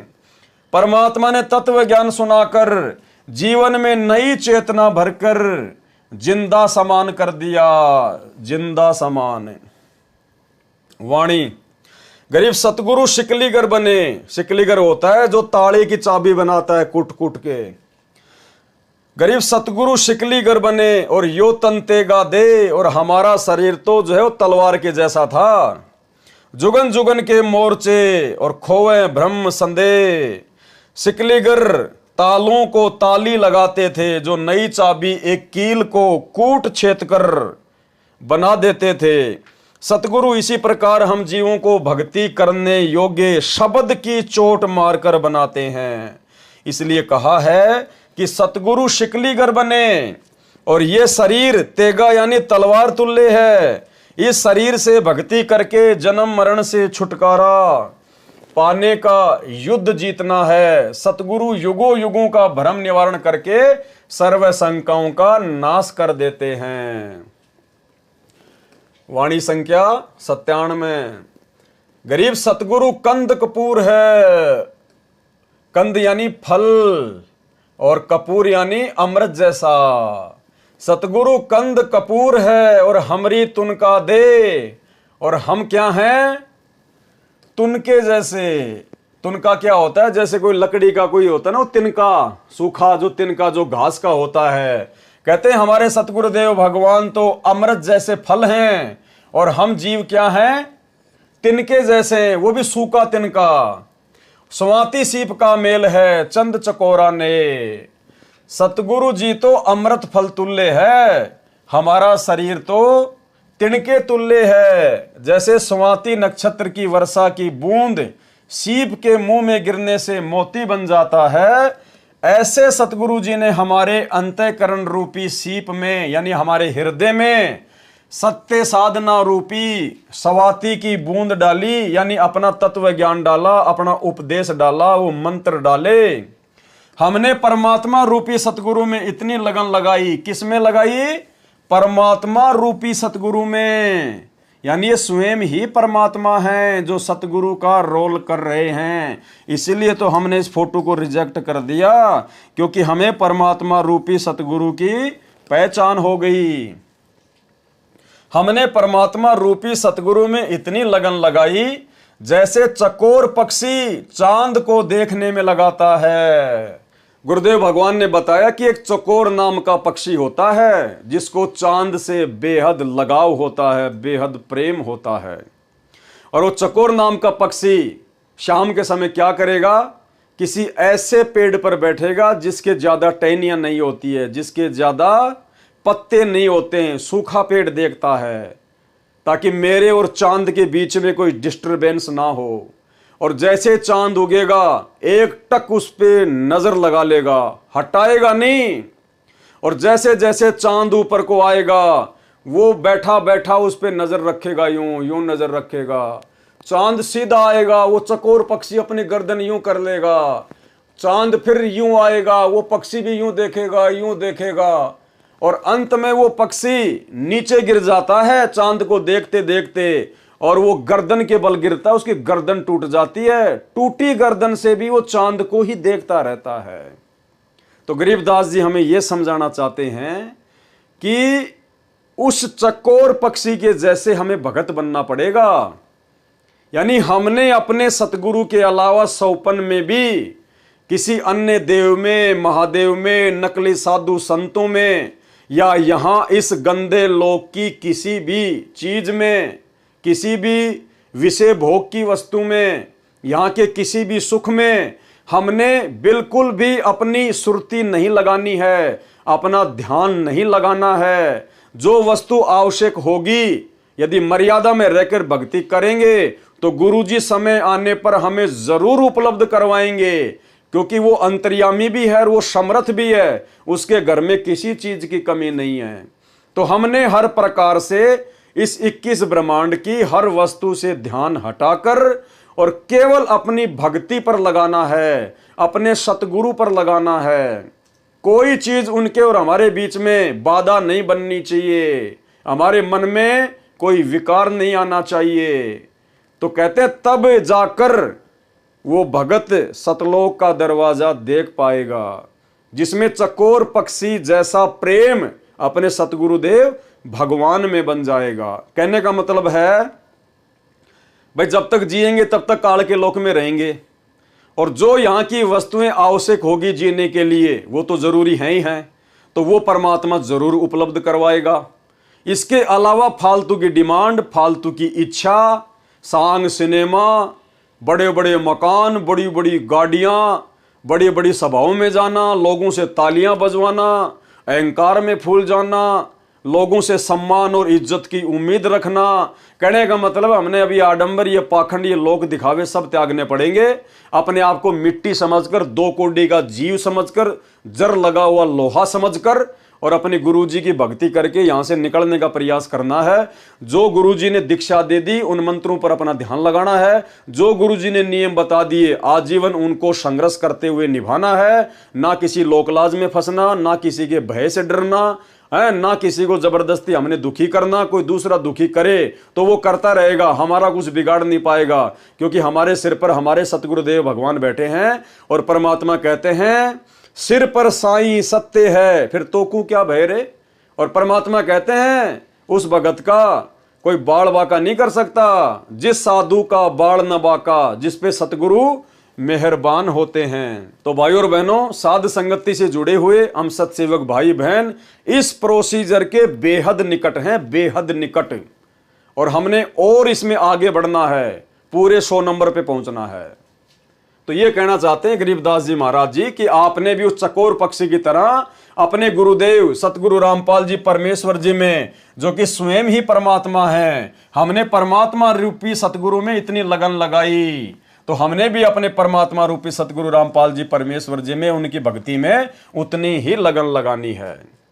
हमने परमात्मा रूपी सतगुरु में इतनी लगन लगाई जैसे चकोर पक्षी चांद को देखने में लगाता है।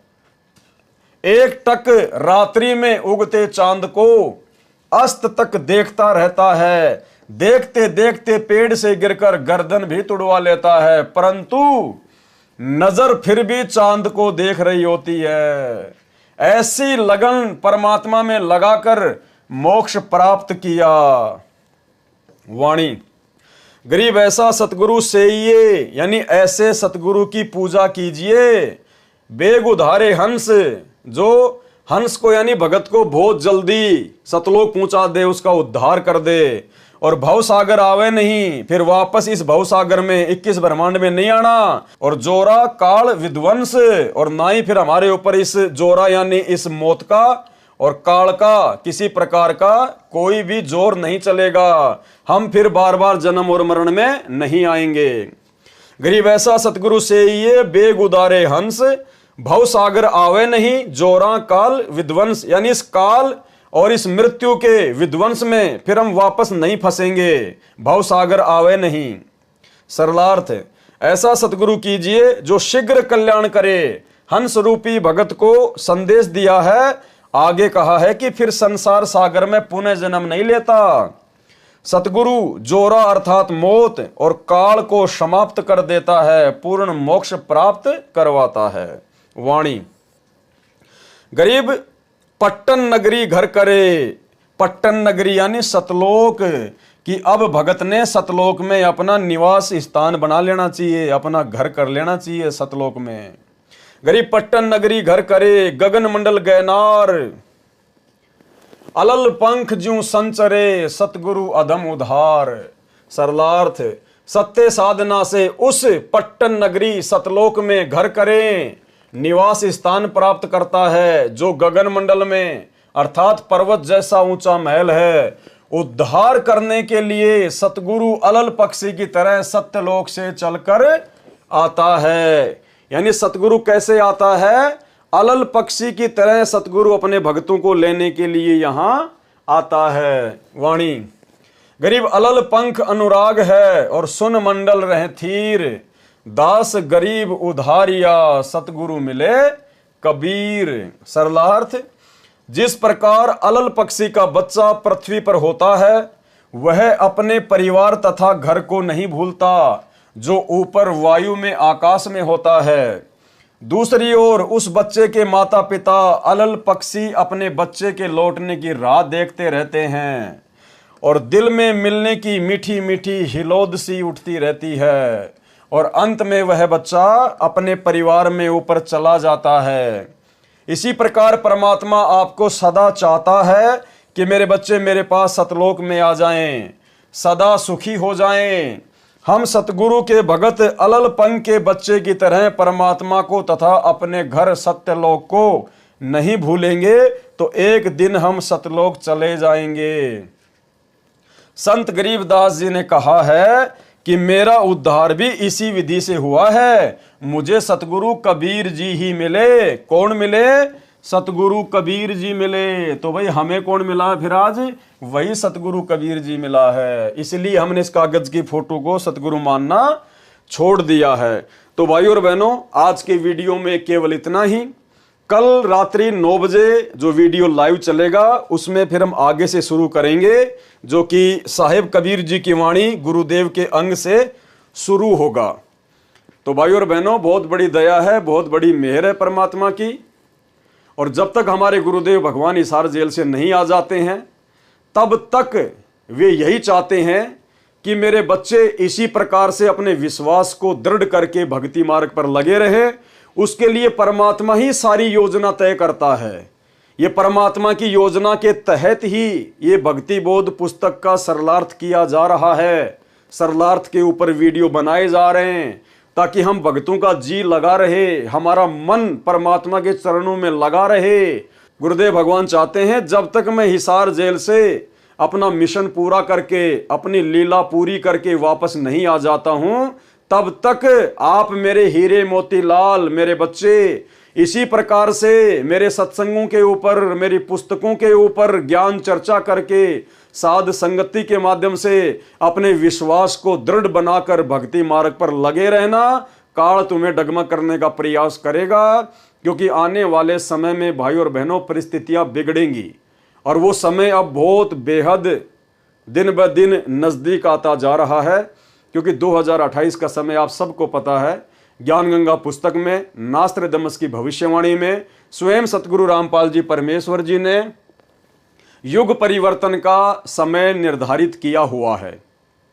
और उस युग परिवर्तन से पहले भाई और बहनों परमात्मा का आना भी मुश्किल है, क्योंकि उस समय से पहले दुनिया को परमात्मा की आवश्यकता ही नहीं पड़ेगी। जब परिस्थितियां बिगड़ेंगी, ये काल और दुर्गा चारों तरफ से दुनिया को घेर लेगी। क्योंकि आभास तो उनको भी हो गया कि भाई वो परमात्मा धरती पर आया हुआ है। अब वो पहचान नहीं पा रहे, ये बात अलग है, क्योंकि सतगुरु तो समर्थ है। वो तो जिसको चाहेगा उसको अपना हाथ पकड़वाएगा, अपनी पहचान करवाएगा। अब जैसे सतगुरु की शरण में आने के बाद ही वो लाखों की संगत जो सतलोक आश्रम मैनेजमेंट हरियाणा से जुड़ी हुई है, वो ही अपने भगवान को नहीं पहचान पा रही। सतगुरु को तो अपना गुरु मान रही है और कागज की फोटो को भगवान मान रही है। उन आश्रमों में इस कागज की फोटो का प्रकट दिवस मनाया जाता है। तो सतगुरु ने जिसको शरण में ले लिया, अपना भेद बता दिया। जब वो लाखों भगत ही सतगुरु को नहीं पहचान पा रहे तो काल बेचारा कहां से पहचानेगा। और परमात्मा ने जिन अपने बच्चों से अपनी पहचान करवानी थी उनको सत्संगति से जोड़ दिया। तो भाई और बहनों, समय विनाशक है, समय खतरनाक है। ये दुनिया तो देखो अपनी टांग तुड़वा कर मानेगी, और दुनिया की हम कोई गलती भी नहीं कह सकते, क्योंकि दुनिया को वो ज्ञान नहीं है जो ज्ञान गुरुजी ने आप और हमें दे दिया। तो भाई उनके जैसे संस्कार, उनके भक्ति संस्कार इतने मजबूत नहीं है कि भाई उनको परमात्मा अपनी शरण में ले सके।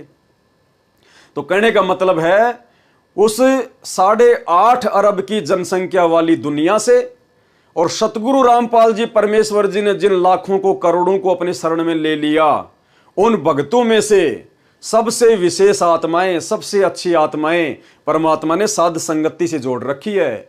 इस बात का हमें कोई अहंकार या कोई अभिमान नहीं होना चाहिए, बल्कि हमें खुशी होनी चाहिए। और यह बात पता होने के बाद हमने उन सबसे ज्यादा मर्यादाओं पर ध्यान देना है कि ये परमात्मा, आपने जब इतनी बड़ी दया कर दी तो मुझ नीच ने भी आपके प्रत्येक वचन पर पूरी दृढ़ता के साथ में चलना है, खरा उतरना है। जब गुरुजी ने हमारे ऊपर इतना विश्वास किया है और छांट छांट कर साथ संगति से जोड़ा है, तो हमने गुरुदेव भगवान के विश्वास को तोड़ना नहीं है।